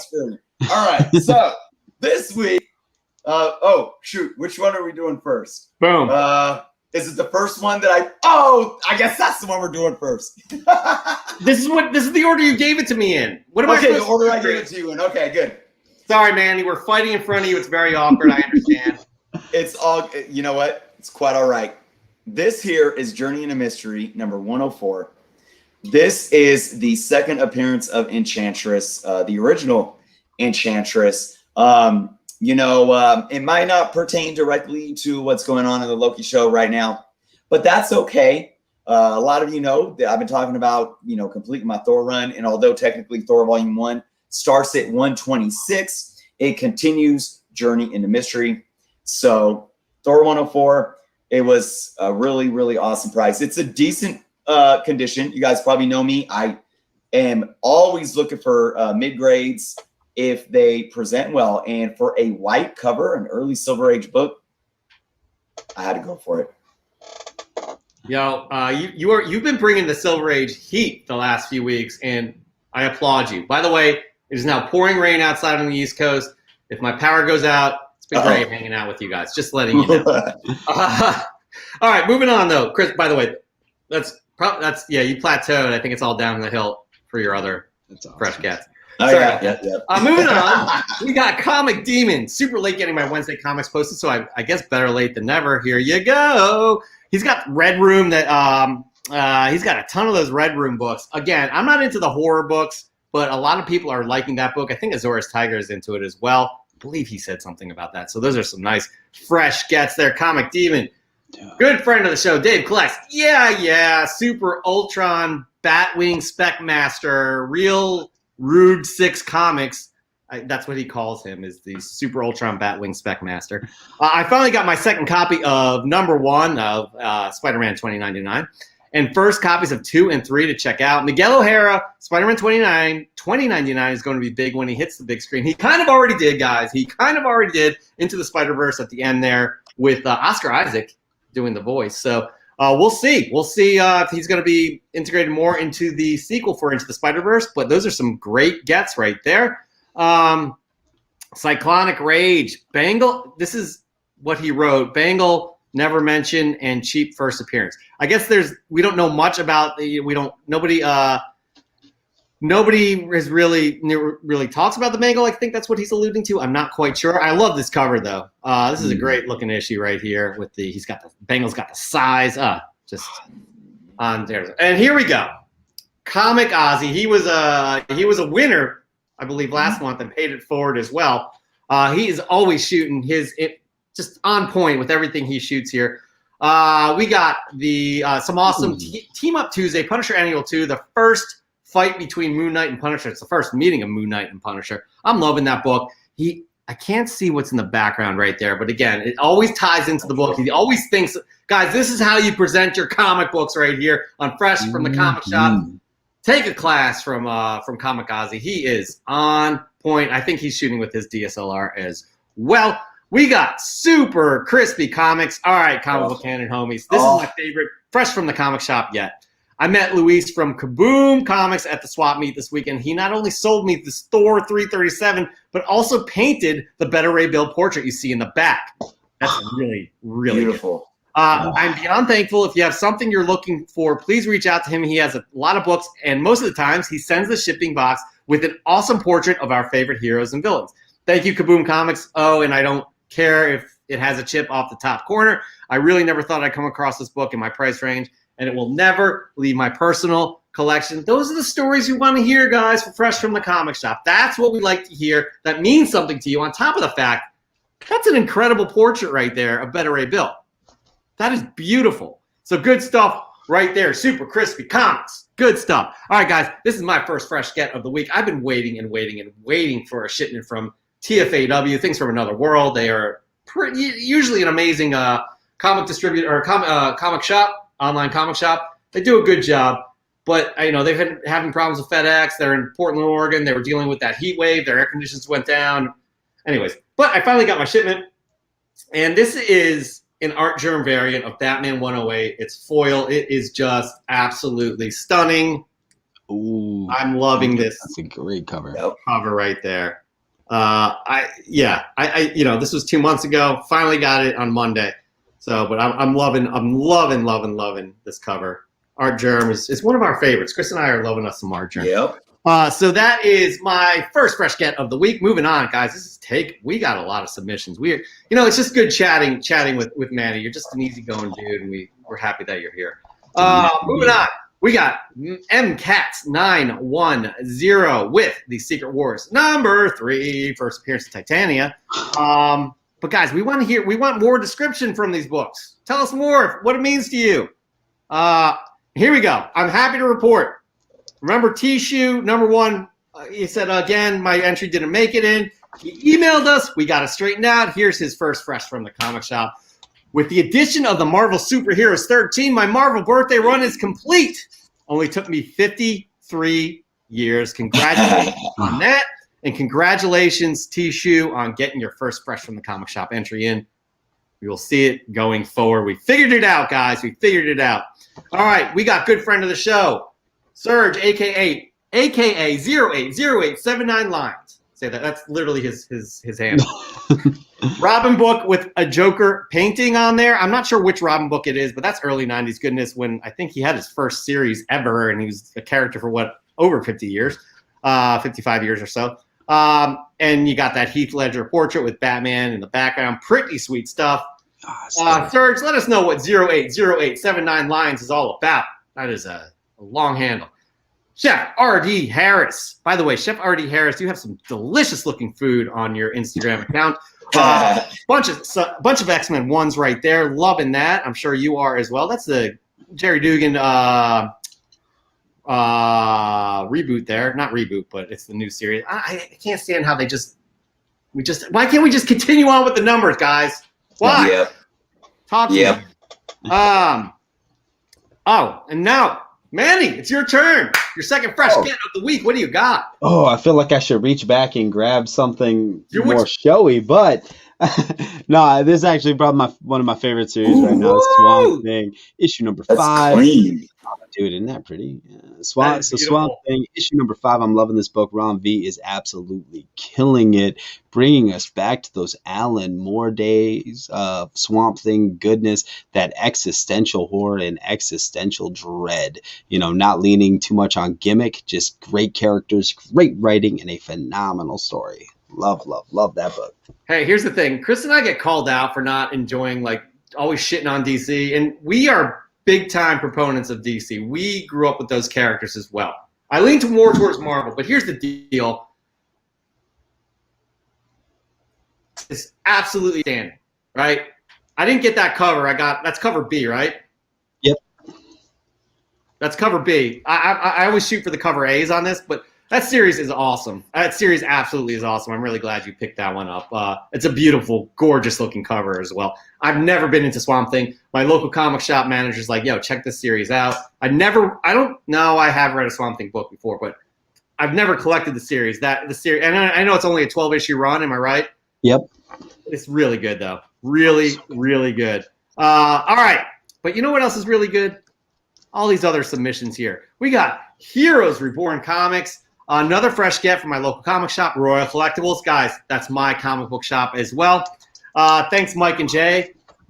Mike, you're awesome. Yeah, I talk to Mike every day, or every time I walk in there. Avengers number 48, the first appearance of Dane Whitman as the new Black Knight. Guys, I think this book is going somewhere. I could be wrong, but I think this book is going somewhere considering he will be in the MCU once Eternals is released. I think November. Is Shang-Chi September? I can't remember. Yep. I can't keep up. All right. Another favorite here, guys. Yeah, Siri, I'm not talking to you. Another one here. We got C to the G. Blessed and grateful for this. From a galaxy far, far away. Summer of 77. Star Wars #1. I like the position of the Darth Vader helmet. Yes. I love how he set that up. Good stuff. C to the G. Good friend of the show, Ian, a.k.a. Hood Rat. You better watch out, you badass kids. Santa's about to get your ass. We got Sleigh Bells #1. Guys, I'm waiting for this as well from TFAW. I don't know when I'm going to get this, but I'm super psyched. Chris, as you all know, Chris and I are big fans of Bad Idea, even though, as they say, they're discontinuing Bad Idea. We'll see, though. We'll see. Next up, we got AZ Mailman. 211. My submission for Fresh from the Comic Shop this week is Amazing Spider-Man 188, a classic black cover by Dave Cockrum and Terry Austin. For Father's Day, my wife took me comic book hunting. It's great to have a partner who supports your hobby. This was my first get from that trip. Good on you. Manny, you also have a wife that supports your hobby as well. That's very good to hear. It means so much when you guys can kind of share your passions, right? She doesn't have to be all in, even though she does read, right? Oh yeah. Dude. We went to our first just American Legion style show on the last month, and dude, I think she bought just as many books as I did. So she's getting into it. She's getting deep. Great. That's even better when you kind of get them into it. It's a lot. That is definitely a lot of fun, and that's good to hear as well for you, AZ Mailman 211. We got Arcade 444. He was one of our finalists a couple weeks ago. Seeing Double, it was a long shot. This is a play on words, by the way, you'll see. But I just scored 2 copies of Long Shot 1, G.I. Joe number 22, and Defenders 18, all in my local comic shop discount bins. Even scored a couple of newsstand editions. That's good stuff. That is good stuff there, Arcade 444. He also has he has that pinball machine. Remember, Chris, the Amazing Spider-Man pinball machine? Yes. All right. Chris, you have no idea what I'm showing you next, but I'm going to let you know in the private chat what it is. Actually, I don't know what it is. I'm just going to have to bring it up. I didn't leave notes. So here we go. It starts with an A and ends with an Avengers. Is this my second get? This is your second fresh get of the week. Okay, don't show it yet. Don't show it yet. Show it. I wanted to say this one for last, but that's okay. So, okay, I did a video at the beginning of the year talking about, top books to, key books to speculate on, whatever. And this book was on that list. And it was about, the books to get in 2021 before MCU Phase 4. And I brought up this book and I talked about this book. I didn't own this book then. And for some reason, even after I talked about it, I didn't, I was hunting here and there, actually passed up on one. And I'm like, dang it. But I went and finally got it. And it is an Avengers Silver Age book. And I actually just did a video on it today. You guys should go watch that. But Jeff, it is Avengers number 10, first appearance of Immortus. Woo! Now, here's the thing. And again, I'm not trying to give a bunch of spoilers with Loki or anything right now. We know Kang is going to come in the MCU with via Jonathan Majors, Quantumania. But everyone thinks that Kane's going to show up sooner than later. They think all this stuff that's going on in the MCU right now. I'm telling you, if you guys have read West Coast Avengers 61 and 62 and understand what's been going on with Scarlet Witch and some of the things that's going on with Loki, I'm telling you, this book right here. We have one more Loki show. That's all I'll say about that. But I'm very happy to have gotten this book because Immortus. That's all I got to say. Yeah, you should have showed that one. That should have been your last book. I don't know what you were thinking there. Yeah. Guys, that's my fault. I ruined it. But this is what happens, guys. We're a live show. We're on the edge of our toes at all times. Things happen. By the way, Planet Arizona Comics. This is funny. Thanks for showing my book. My wife got to experience what I go through when she's looking for shoes. I'm just wondering if there's she's involved in a community that they do live shows with shoes. It's a possibility, but I'm glad she got to experience that if she's watching. Hello, Planet Arizona Comics' wife. Moving on though. All right, honestly, Chris, that's no joke. You're killing it this week. But all these other community members are killing it too. Manny, are you enjoying this? I mean, these guys are bringing some great books to the show here. Miguel.g.comics. This is the Portuguese 5th volume of the brilliant Jeff Lemire's Gideon Falls, a hardcover edition of numbers 22 through 26. I hear nothing but good things about this series. Jeff Lemire is an excellent writer, as we all know. And I think, people are saying that this could be adapted too. We can only hope. Union Josh Comics. By the way, he is from across the pond over there. Chris, he's giving you a shout out here. Warlock, Volume 1. Chris is happy, as you can hear. Volume 1, number 15. The first cover appearance of Gamora and the origin of Thanos. I was flicking through the back issues this past weekend and saw this book. I know Chris is a big fan of Warlock, so I thought this would be a great book for the show over at Comic Book Canon. You are damn straight. Not only because it's Warlock on the cover, that's a gorgeous Warlock cover, but you got Yep. Mad Titan's origin as well as Gamora's first cover appearance. I mean, come on. Good Yep. book to have, no doubt. Neil Floyd, what's that? Go for it. Were you gonna say something, Chris? Oh no, I was just yepping right along with it all. Okay, well, this is interesting too because this kind of ties into you as well, personally. Neil Floyd, 79. Obviously, it's X Factor 6, first appearance of Apocalypse, but he says, my second book from A1 Comics. Oh, Look at you, Chris. Getting them some customers there. That's what's All right, up. guys. Nerds being geeks, he went over the top. He went to the highest mountaintop he could. I'm trying to think of these cliche expressions, but it's not coming. You'll see what I'm talking about here, though. Nerds Being Geek, Werewolf by Night, number 40, written by Doug Mensch with art by Don Perlin, over 11,000 feet above sea level in the Rocky Mountains. Just one of the few books I picked up in Colorado at Time Warp Comics. I mean, that is unique right there. Great presentation. That's a good book, too. That's a great Silver Age book as well. Werewolf by Night is definitely going to be getting some love. Specifically because Moon Knight is definitely it's confirmed to be coming. Carcom US. I said it right now. I said it right. We got Thor, Volume 4, number 1. First Jane Foster as did you guys hear that thunder? First Jane Foster as Thor. Oh, first right. print. Been Right, searching you for a copy see for that? a while. That was Yeah, Jane Foster doing I her did thing. I had nothing to, we are all production experts here, but I had nothing. I do not have a sound pad with me at all. That was insane. That's I'm awesome. trying to get That's awesome. Hold on. Perfect timing. Perfect timing. No, it didn't. It didn't happen. That was incredible, though. God, we're gonna have to cut that out. Maybe Spine Takes will do it. All right.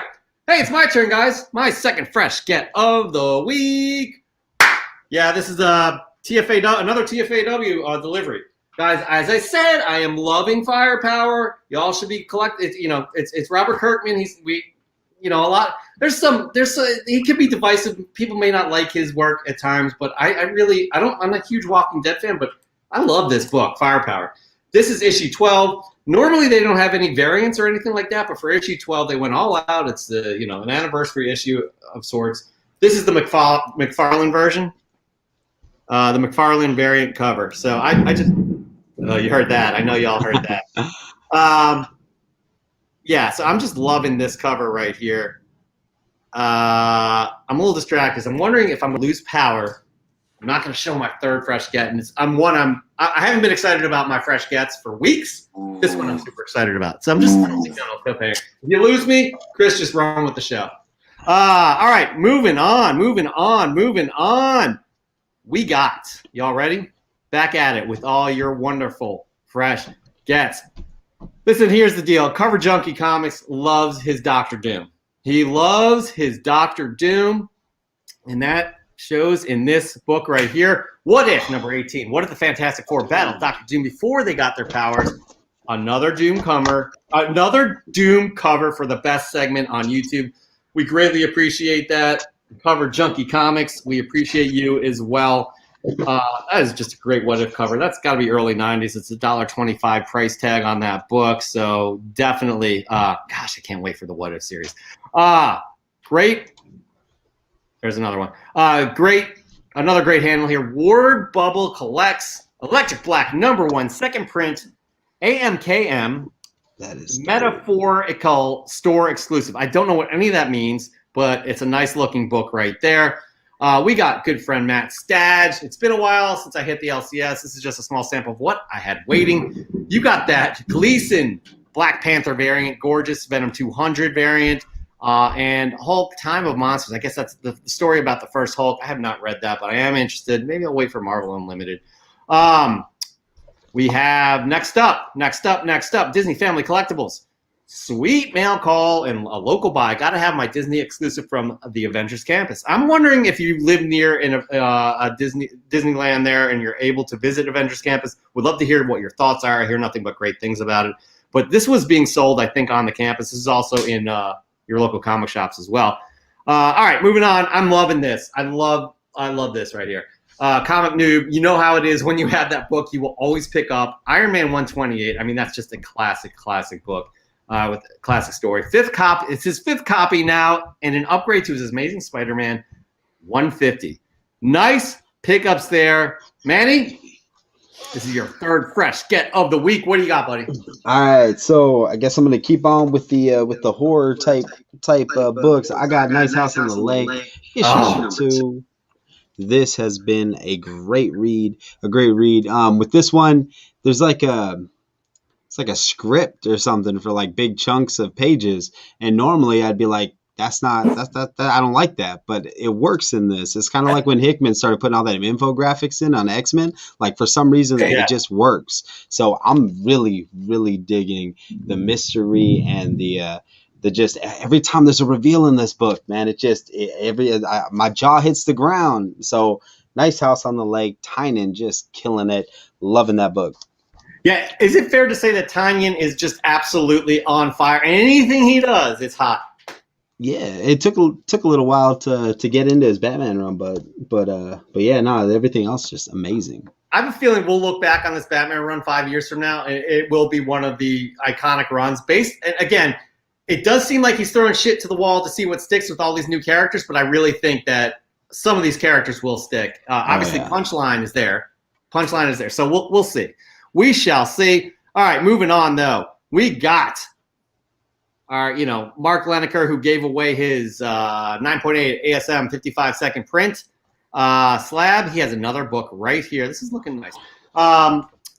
This might have flown under a lot of people's radar, but I wanted to give a shout out to Scout Comics for issue 1 of Tales Told in Techno-Horror Season 1, a modern day EC sci-fi horror homage. Lots of short, sharp shocks and a lot of fun. Plus a great cover. That cover is gorgeous. That's gorgeous awesome. For many reasons. It just looks creepy as hell, but the colors are incredible. Speaking of Tynion, I never get his name right. Wise Guy Collectibles, Department of Truth, #1, CGC 9.8. Oh, by the way, y'all could be winning this as well. Yeah. First print, cover A with some chicks. Those are, I believe the one on the left is cover B. I'm not sure if the one on the right is first issue variant, but I definitely recognize that one as well.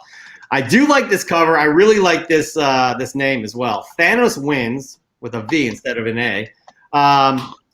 Tagged by Yin Josh Comics for Fresh from the Comic Shop. I'm still waiting for stuff to arrive, but I did grab this Moon Knight #2. Don't think there's anything particularly special about this issue, but I just love the cover.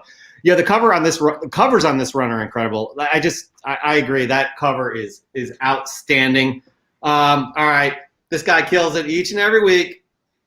Eric, a.k.a. Zora's Tiger from Spine Ticks. Yeah. Here we go. Shout out to Tony and Sammy, a.k.a. Skeleton Key Comics, for the assist with this awesome issue of Captain America 164. First appearance of Nightshade, which I have always wanted within the PC. This is what's interesting. He's looking for books that have this, by the way. I even found a faint date stamp on the cover, which is turned into a new feature characteristic that I enjoy on my older books. Definitely check them out for their live events and upcoming YouTube channel.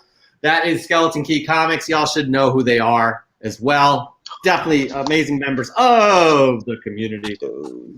Speaking of amazing member of the community, this guy has just come on strong on the scene in the past 6 months, and his wife as well. X11 Bravo, some of our newest books. That is a ton of books right there. You got some Star Wars. You got some old Avengers there. Gosh, there's so much. But that's some good stuff right there, X11 Bravo. Good stuff, good stuff, good stuff. Christopher, your last fresh get of the week. Well, before you give that, Manny, you better, I hope you have some choice. Some things the whole page is just covered, man. So many good books. Awesome. All right, here we go. Chris, your last fresh get of the week. What do you got? Okay, so I did an unboxing of an AOK on my video from a eBay store called the Latimer Collection. They reached out to me, sent me an amazing AOK. I ended up showing, I think, a couple of those off maybe last week or the week before. I think it was maybe a couple weeks ago. And I followed them on eBay, and you all should check them out too. The Latimer Collection. You guys could go see a video that I did talking about an AOK a couple weeks ago, and I did a haul video unboxing this last week where I have a link to their eBay store again. So big shout out to them. But I actually followed them on eBay, and I was watching some of their items that was going on last week, and I won a few. And one was one that I did not think I was going to win. I was sitting on it, put a little small bet in, and I watched it the last 24 hours, and I ended up winning. And it is. I'm just going to give an awkward silence here just to keep you hanging. What is it? Strange Tales 159, first appearance of Contessa, Valentina, Allegra, DeFontaine. We know that this book got absolutely hot after seeing Julia Louis-Dreyfus show up in Falcon and Winter Soldier.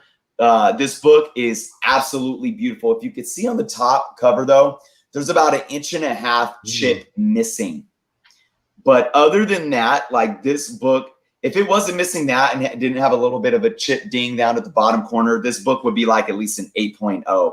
Obviously, that big missing chip is going to take it down a good few grades there, but I don't care. It was like, I couldn't believe what I won this book for. It's beautiful, presents amazingly well.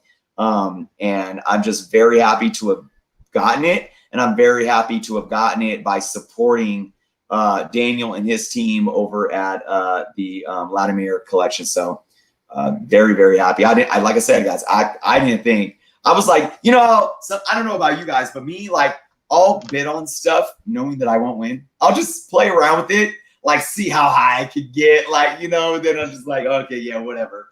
That's what I was really doing with this, but it ended up staying low, and I was like, wow. Yeah, good on you. I feel like you have a strange tale, at least one strange tales each week, and this one is a good one to have because it's only going to continue to go up. That's all I'll say about that. Dude. All right, moving on here. We got Kid Collector Comics.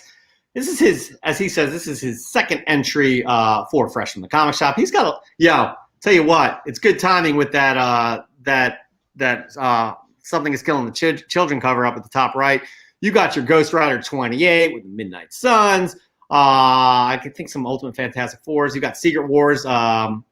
These are some good pickups you got there, Kid Collector. Keep at it, sir. All right, and our last fresh get from the community is Caution Comics. Got this in the mail. It's my Thor 129, the first appearance of Ares. I just think this Kirby cover is great. You damn right it is. Look at that thing. It is gorgeous. Actually, any Kirby cover. I don't know if I've seen every Kirby cover he's ever done, but I can't see myself being like, you know what? That's a horrible Kirby cover. I can't see that being the case. All right, my last fresh get of the week, guys. I purchased my first comic book from Mercari, the app. Didn't know what to expect, but I saw a great price for this book that I have wanted for a while. I've gotten on this train like over a year ago with other issues, but I just never got her first appearance. I got it. I ordered it, I think, on Tuesday and received it on Friday. That was really quick. And it is in pristine condition. It's Invincible Iron Man #1, the first appearance of Riri Williams. Nice. Her show's coming. She is the future, along with a variety of other Marvel characters, or young Avenger type characters. You got Kamala coming. She's next. These are the characters that are going to push the MCU forward, and she is a great character. In all the books that I've read with her in there, really enjoying her as Ironheart as well. That is my last fresh get of the week, and right there, guys, that ends Fresh from the Comic Shop in terms of being able to show off your books. Now, while we explain once more, Chris will explain once more how to enter into Fresh from the Comic Shop. We'll have Manny trying to take some notes in his head. Manny will take you off camera. You could tally some things up. And if you still haven't come to a decision by the time we're done, we'll roll with the Cosmic Minute. That's right, Tom Tormey with a new Cosmic Minute about Green Lantern animated series. But Chris, let's talk about it. Manny, just think about some things for a hot sec. All right, Chris, let's talk about it. How do you enter Fresh from the Comic Shop? All right, well, the real question is, how do you enter to win? And to enter to win, again, you have to sign up, download, and sign up to the Whatnot app. That link is below. There it is right there, and it's clickable in the description below as well. Once you do that and you have your page all set up, and it's really easy to get your account set up, go find us on the Whatnot app and follow us at Comic Book Canon.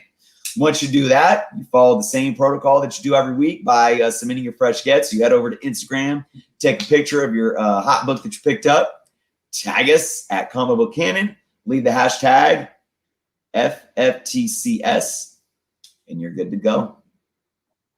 Chris, we were on point, right? I am a mess today, guys. An absolute mess. We were on point. We were on point. As I said, something happened. We were on point with the lower thirds there. Timing was perfect. Yeah. Anyways. All right, we're going to bring Manny back in to see if you jinxed yourself. I know.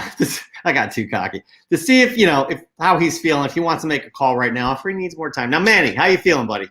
Dude, I'm seeing it's just all blurry and merging together, but gosh, there were some amazing picks, whether it was Sleigh Bells, Ian throwing down hard. We had C to the G with that Star Wars one. There were so many good books. Yep. I'm kind of leaning towards arcade because I was really digging the two different uses of negative space. That long shot had a lot of negative space, kind of drawing your eye towards a central character, but his Defenders 18, the white where there was nothing, that white was so crispy, and it was just such a good use either way. Talking Arcade 444 right here? Yeah, Arcade 444. So that's kind of where I'm leaning. Yeah, more time. Yeah, let's take a little bit more time. Okay, here we go, guys. While Manny is thinking about it, we are going to roll in our segment we do each and every week. Tom Tormey, he produces an amazing segment called the Cosmic Minute, where he just dives into some comic book history. But you all should be following him at his Instagram, Cosmic Comic History, where he dishes it out each and every day. Juicy nuggets of comic book goodness, things that you probably had no idea about.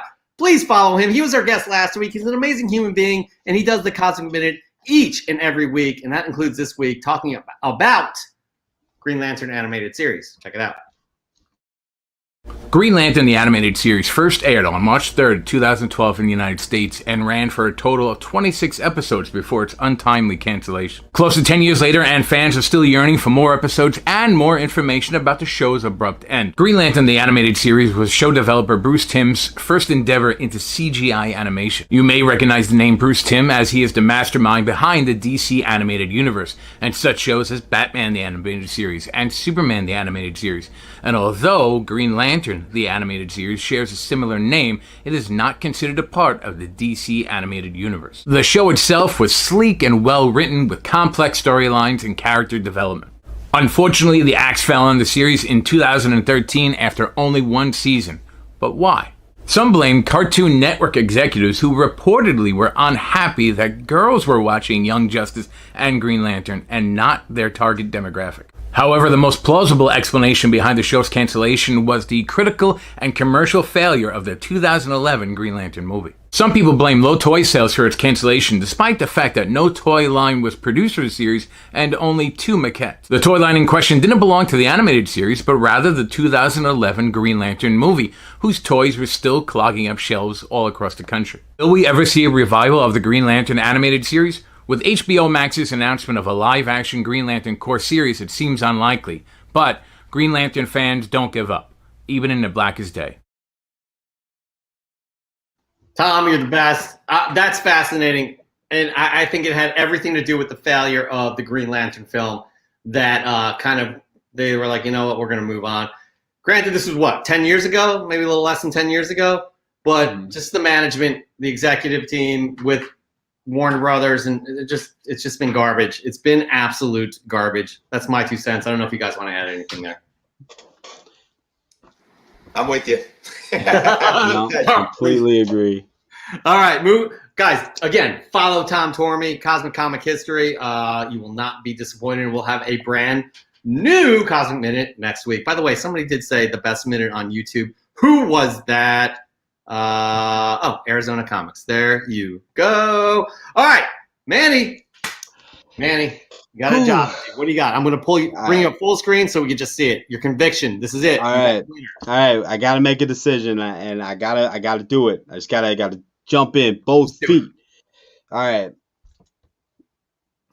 I was really leaning towards Arcade 444, but Dang, that Etrigan cover.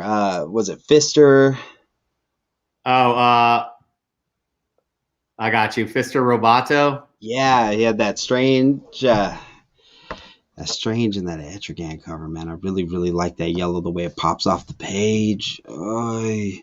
I'm giving it to Arcade 444. Arcade 444. You are a finalist for that. Let me just bring that up. Hold on. I got to find it. You are a finalist for Fresh from the Comic Shop. We will have a vote this Monday. We will have a actually, no, you're semifinalist. We'll have a vote on Monday to determine who our finalists will be. One of two finalists, Arcade 444.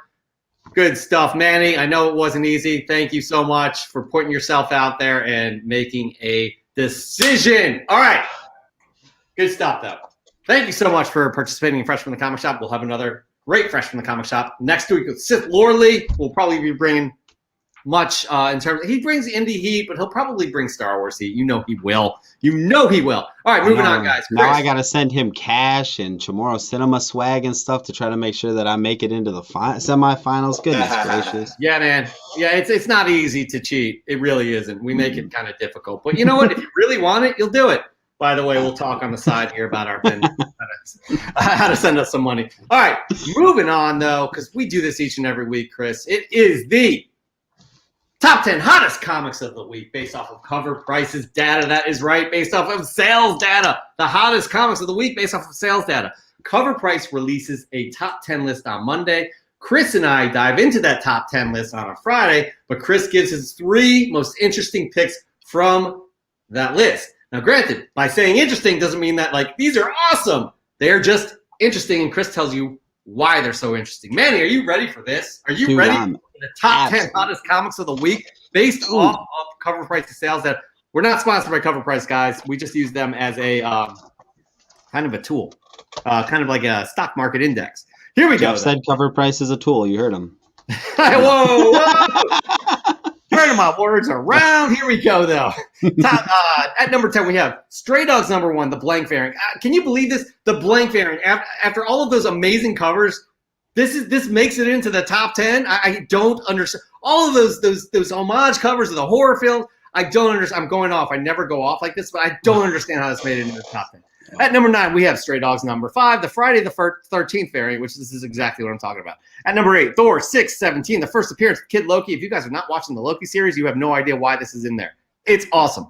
At number 7, Tales of Suspense. Number 62, The Origin of the Mandarin. Number 6, we have Black Panther. Number 3, first cover appearance of the Midnight Angels. At number 5, we have X Factor. Number 10, character design variant. Spoiler, Death of the Scarlet Witch. I really don't think that's going to stick. At number 4, we have White #1, Black Mask Studios. At number 3, we have Black Cat Annual One. First appearance of Tiger Division. There's a lot of first appearances on that cover as well. At number 2, we have Fantastic Four 273. First full appearance of Nathaniel Richards. And a lot of speculation behind that. And at number 1, X Factor number 10. The Death of Scarlet Witch. Chris, there's a lot of interesting things going on with this top 10. Let's just get into it. Let's show Manny how it's done. You dive into the 3 most interesting picks here. Yeah, definitely an interesting list. I was a little more excited about this week's list next to last week's. And a really interesting thing happened, I think, for the first time in doing the top 10, and that is that my 3 picks are actually the top 3 on the list. So, with that being said, that's a spoiler. You just ruined it. Why is anybody going to watch now? Nobody's going to watch. Spoiler. You're going to watch though because you're going to understand why I picked them, and that's the most important part, right? So, number 3, Black Cat Annual #1. All right. First, for those that don't know, it's the first appearance of the Tiger Division, which is an all-South Korean team. All right? Now, let's look at sales numbers before I talk about this book. 260% increase in sales. High Raw sold for $30. Pretty solid. There's a couple of variants out there that have been selling decently well as well. Here's the thing about why I like this. Okay? Factors. 1, it's a new book. that made the list. 2, yes, it's a spec book. It's a first appearance, this new team. But the reason why I like it and why I picked it is because it's branching out to the global audience. And Jeff, you and I have talked about this before. I've referenced all the way back to Jim Lee's statement during fandom of last year, where he talked about DC wanting to do things to expand, to appeal to the other markets, the global market in other nations, where comic books, probably partially due to the success of Marvel Studios and its film properties and so forth. It's not just about different nationalities and ethnicities. It's about having characters that not only look different, but they speak different, talk different, whatever it may be, and that they're actually from different parts of the world, culturally as well. They're different. And this is really speaking to a broader global audience. And that's why I like this. And I'm going to show you guys too of where I think this can evolve. We know, and I know when I do unboxing videos or haul videos or whatever, and I'm reading my comics and I hear about folks that live in, whether it's Asia or even in Europe, some parts of Europe, they struggle with having the access to comic books like we do in the States. If we continue to grow and develop the global market, not only is it a cultural, positive thing culturally, it could be a positive thing to really, in terms of the business aspect, in terms of how we can get comic books to these different markets. So that's why I'm excited about this book. That's why I picked it for one of my top 3. Before we get to Manny, I'm going to interject here because there's been many business case studies of how representation matters. It's actually good business, right? But beyond that, it's the right thing to do. You want people to be able to relate to these characters. You want people to be like, hey, this is like me. I'm going to bring something up here. And I know, Chris, you love this book. But this doesn't speak to the international flavor of what we're talking, of what we're talking about here. But it shows how representation matters in one picture. Yep. And I have that book hanging up on my wall. Those kids can relate. We can't see what it says under them because of the right there. There you go. That's me. It's honestly, man, it's like now that my daughter, she's part Mexican, and it's important to have her understand that heritage, but also be able to relate to these strong women that are from that culture as well. And it's just, I always thought it was important, but I even think it's more important now that I'm a father. So I agree wholeheartedly. Manny, thoughts? Dude, I completely agree, man. I was always one that always said, don't patronize me as a minority. If tell good stories, that's what's important to me. Like but I always remember thinking my kids are never gonna have like a Disney princess that's an islander. And then when that Moana trailer dropped, dude, I cried like ugly ass, like big tears at my kitchen table watching that trailer. So you are absolutely right. Representation matters. So definitely branching out, showing other cultures and just really including everybody is one thing that I think the comic book community does so well. Just us as fans on YouTube, on Instagram. So it's great to see the publishers following suit and just making that environment where we can all be a part. So.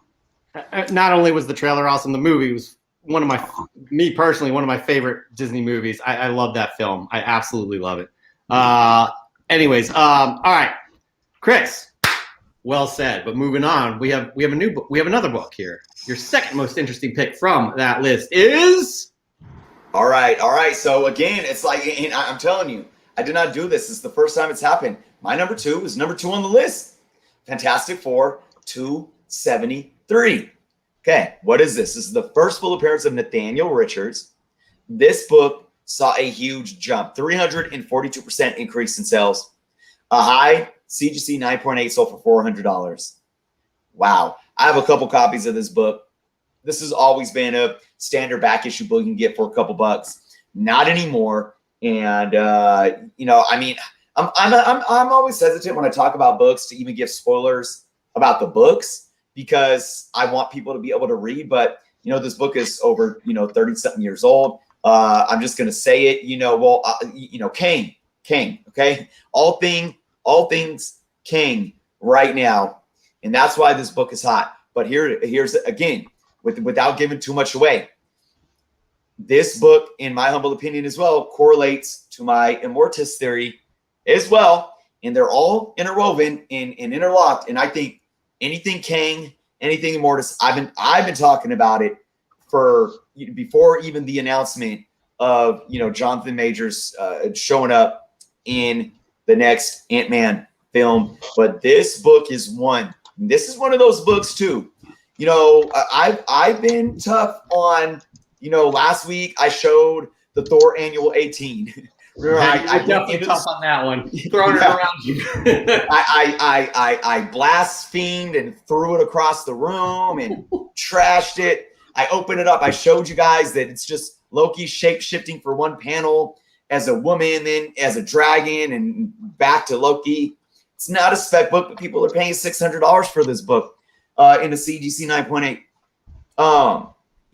We talked about the Ghost Rider, Midnight Suns, Ghost Rider 28, and the Midnight Suns. How look, these are cool spec books and all, but nothing's been announced, nothing's been official. You're buying these books based on false statements by careless YouTubers. This here is a book, although we know Kang's coming, all right?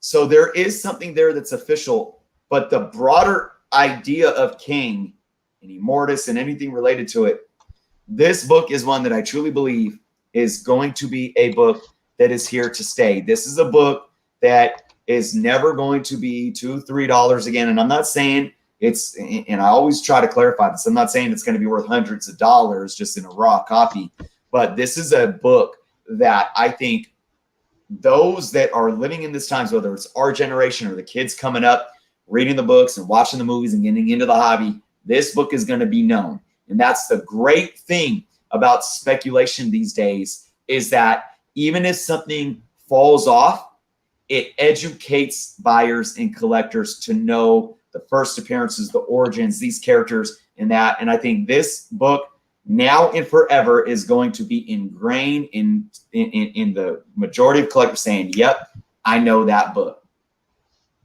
I agree with that 100%. Manny. Dude, I can't say anything more. I mean, you're absolutely right. Absolutely right. I think it's basically what you're saying. It's a doorway into the history. And Kang is a complicated character, like super complicated. They're not going to translate him exactly on screen. And I don't give the mainstream audience enough credit, because I didn't think that Into the Spider-Verse would do well because of the multiverse and all that stuff, but it did great. Kang is hard. I think it's really difficult because there's different versions of him. But again, it's these books that pop up, like, hey, this is how you'll understand some of this stuff. So I agree with you wholeheartedly. As to how it's going to happen, and if it's going to, if Nathaniel Richards is going to be involved in some way, somehow, we shall see. Anyways, it's definitely a fascinating book to watch. And yeah, it's not going to be in a dollar bin much longer. Yeah, 9.8, 400, man. So insane. We'll see what's going on next week with that one. Your third most interesting pick of the week is... All right. I said it. My number one was the number one on the list. The variant made the list as well. I think at like 7 or something. X Factor number 10. Now, here's the thing. Oh, I love that cover too. Look at that. I read Death of X, and because I'm a huge X-Men fan. Grew up watching the animated series. My brother and his friends got me into X-Men, and I always read X-Men. I've read like all the Claremont run. I've read X Factor, Volume 1, X-Force. I have been turned off from X-Men as of late simply because I can't follow it. I can't figure it out. So I tried. It's just, I don't know. But look, I picked this book because of other reasons outside of reading them myself. This is the death of Scarlet Witch, quote unquote. But this book had such a huge jump because it increased 563%. That is huge. A high raw is already going for $45. But the reason why I picked this again isn't because I'm reading the story or I know anything about it. Really, I don't. But the one thing that I do know about it is that it's the love triangle, you know, or circle of how the MCU and Marvel Studios and what they're doing with these characters is bringing the love for these characters back into the comics, and people are jumping at the comics. And it always goes back to what I say about the people that are like, oh, people that watch the movies don't even read the comic books, and this divisive rhetoric, and that I encourage people to open their minds on and realize that it's bigger than that. People that watch the films don't need to read the comic books to love the movies, but once they love the movies, so many of them want to know more and dive back into the comic books. And that's the beauty of this thing. And I'm telling you right now, this is my assumption, this is my stance, but I'm going to stand firm and make the stance right now. The reason why this book is so hot is simply because of Marvel Studios, WandaVision, and what's her name? Elizabeth Olsen, doing what she's done to this character to make her so popular that we want to be invested in this character when we see her in the comic books. I absolutely think that's a huge factor into why the storyline is even happening, for one, and why people are so willing to, you know, grab it up. Manny, I'll let you go first. I have some thoughts. No, I think you're absolutely right. I mean, we don't see this massive shift in readership after the movies come out. Like, the books don't sell that much better, like, to the mass market. But what it does do, like you're saying, those of us that are in the hobby, we get way more excited. And the best ambassadors to this community and this hobby is us. Our excitement level, the fact that we go out and we comic book evangelize, is what gets new readers, and we find new casts to come alongside and bring them up in the hobby. So, like, you're absolutely right. When a book like this drops, even though people like to say, well, they don't watch the movies, they don't read the books, that gets us deeper, makes us go in and love these books more, and us loving on them is what increases the numbers of the hobby. So absolutely love that. So I agree with you guys that there is this synergy there, and I think, you know, people watching the films that weren't comic book collectors are going out there buying the comics, and, you know, I think it revolves in, you know, looking to us as people who have read the comics and enjoy the films. I think it goes full circle right there, and I agree with that, and I'm all about that. This book I have a problem with, though, and it's the reason it's going crazy is because she dies, right? Mm-hmm. She dies, but let's be honest, she's not dead. She's a major character in one of the storylines in the fall coming out. Like, she's not dead. Like, and that's why everybody. It seems to me why everybody's going crazy. Now, granted, going back to what you were saying about Hickman, I can't read Hickman. I don't get it. Like, I read his Avengers run, or tried to, and I'm like, this is just way too heavy for me. Maybe I'm just a simpleton. I don't know. I have problems reading Hickman. And I know, man, you brought him up with his little charts and all that stuff. It's deep, right? And I don't know. This is just me, you know. So I haven't gotten into any of the X books with Hickman. I don't know how this plays into everything, but all I know is people went bonkers because the Scarlet Witch is dead. And this is not sticky, right? And I don't know if it's any of those new readers like, oh shit, I better get this. This is going to be a collectible, like Superman when he died. Yeah. But you know, so I think this is a bad example of that synergy that we're talking about here. But that's why I would stay away from this book. I mean, I'd wait. The prices are going to go down in a month or two. The art is fucking uneven as shit in this book too. I mean, if you guys have the book, they like change artists a bunch of times. It's not good. It's not a great book. I'm just saying, like, in general. I mean, I'm going to put you on the man. Do you like Hickman? Do you like reading Hickman? I like Hickman's world building. My favorite X title right now is Way of X, because that's a character story. Hickman's great at building up the world, right? Krakoa, what's happening with the resurrection protocols. all of that is cool, but that's all world building. I'm a character guy. So like when I look at Way of X, that's a character study. That's my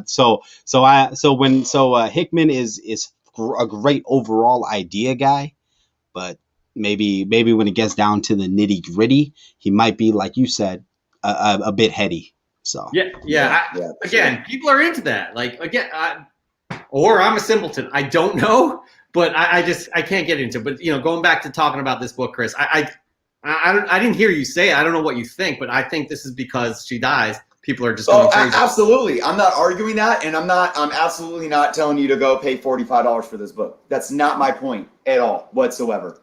My point is simply this. I'm going to sit here and guarantee, and my guarantee is my opinion. I want people to know that I don't know what's going on. I don't have an inside source, but I'm going to sit here and say that the only reason why there is a Death of Scarlet Witch right now is because the Kevin Feige led publishing team now that handles Marvel Comics is rolling off the hype of WandaVision and bringing it into the comics. And the reason why it's so hyped up now with people going out in increasing sales over 500% and paying $45 for it is because we're coming off that hype of WandaVision as well. And when we see Scarlet Witch, something big happening with Scarlet Witch, we're going to turn to it. And then we read Death of Scarlet Witch, then we're like, boom. So that's the only thing I was trying to say. No.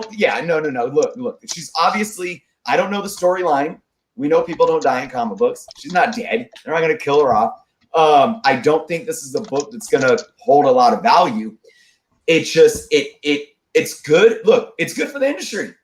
That's the bottom line. It's good for the industry because it's all marketing. It's all business. And we're being pulled into this stuff. And look, I say this all the time because there's the naysayers that sit and talk about people are going to get burned. All those people that speculate are going to get burned. I have yet. I hear people saying, oh, I got tired out and I shifted my focus. I did that. I did that with Rebirth. I got burnt, right? And I shifted my focus. But I have yet to hear somebody say, I paid too much for a book and I'm done spending money on comic books. No, you're not. You're going to go spend money on just another comic book. Yeah. So, again, look, and another thing that this does that I don't think people understand. Okay, I know the $45 raw is on the secondary market, but even the increase in sales that we talk about from Cover Prices data is from the secondary market. We're not monitoring retail primary market sales. We're not. But if a book spikes 500% after the first week of release on the secondary market, you know darn well that the publishing company made out on this issue on the primary market. And we never talk about that. Nobody ever talks about that. New books are selling. New books are selling because if they're buying them for $45 on the secondary market, that means they're going to their LCS and they're not finding them for $3.99 or $4.99 anymore. That's a positive thing. I don't care what anybody says. New books are selling. They're bringing the MCU to the comic books, and it's all, like I said, the circle or the triangle of love. And I'm all for it because at the end of the day, it makes the hobby healthy. But my recommendation for folks, don't pay $45. Pay $9.99 a month for your. Actually, you can pay $5 when you buy the year. It's only $5 a month when you pay for the yearly subscription to Marvel Unlimited. Wait, 2 months? And then you can read it for free on Marvel Unlimited on your iPad or something. No, I agree. And something that does get lost is Feige is the head of the publishing arm as well. So again, there's more connection here. They're going to hype this character up, get more kind of publicity towards this character, knowing that she's going to be huge in the MCU because she's going to be in Multiverse of Madness, probably going to be in Spider-Man somehow, at probably an end credit scene or what have you. So, anyways, okay. But right there, we'll end it because that ends our top 10 hottest comics of the week. We will have a brand new list next week, and Chris will pick his 3 most interesting picks from that list. Manny, man, you made it through a whole show. Oh, by the skin of my teeth. I kept getting worried I was going to get booted. It's happened before to other people. But once we sign off, you will be a guest co-host alumnus. We'll get your sizes because we'll get you one of those sweet co-host Comic Book Canon jackets. Members only jacket? They're like varsity jackets. We've never given one away. We just talk about this thing. It doesn't exist. But you're eligible if we ever get them. But you've been an amazing guest co-host. Chris, I don't know if you have a different opinion on this. You know what? You could have sat there and not said anything the whole time because I'm just loving the quality. I'm just entranced. So not that we didn't appreciate you actually being involved. I'm just saying, like, we never had a guest that literally, I mean, you could have hopped out of your seat and just that backdrop would have just been, I think, an add-on to what we do here at Comic Book Canon. So, dude, that's awesome because it's all green screen. It's not really it. That's all just fake. And he's also basically saying that, you're just a shallow version of a hollow shell of a human being. It's just all that you're good for is these visuals. So, by the way, we're just going to bring it up. But yeah, seriously, it's been fantastic having you on. You shaved for this too. Good job. I just can't grow facial hair, so it's all good. It's been fantastic having you on. You've been an amazing guest. Again, you are an amazing part of this community. I'm so glad you dived back into comic books in the past year or so because your knowledge is superior to a lot of other people that I know that have been collecting for 30 years. So keep at it. Manny, we hella appreciate you, man. Yeah, dude, this was bomb. Dude, this was bomb. By the way, Dan De La Torre is trying to make this out to be a bad thing that we're slaves. We didn't work you too hard. No, it wasn't too bad. It wasn't too bad. Rockin' Robbie puts me through the paces a lot worse. And we had him on, and he made it. Actually, no, he's the only member of our Hall of Fame. That's fact. You got to look at that episode. Ooh. He made it to our Hall of Fame, and that doesn't exist either. But anyways, guys, thank you guys all, the audience, for joining us. Thank you guys for participating in Fresh from the Comic Book Shop. We love doing this each and every week. We will be live again next week, 9 p.m. Eastern Time, 6 p.m. Pacific Time. Chris here is going to enjoy vacation. I don't know. Tell us a little bit about it before we leave. Man, it's like going to be 110, 112 degrees here all weekend. There's a lake down the way, so I'll hopefully dip into some water and just cool out. I was about to ask if there's going to be any swimming activities. I really hope so. Yep, absolutely. Okay, I'm probably going to go dance in the rain because I always turn the AC off for these episodes, and I'm sweating myself. Manny, any parting words for you? Anything we want to push before you leave? Because you are now pretty much an alumnus here. What do you got?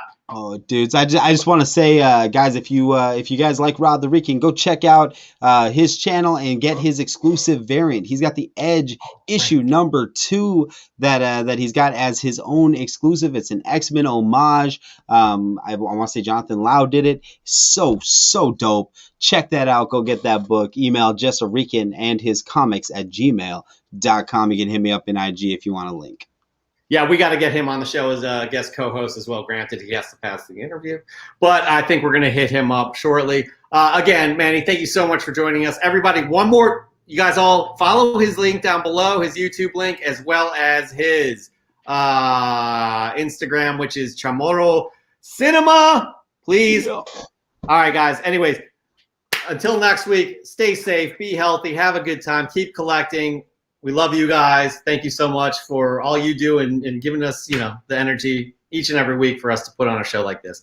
Until next week, y'all be safe. Have a great day. Station. Peace.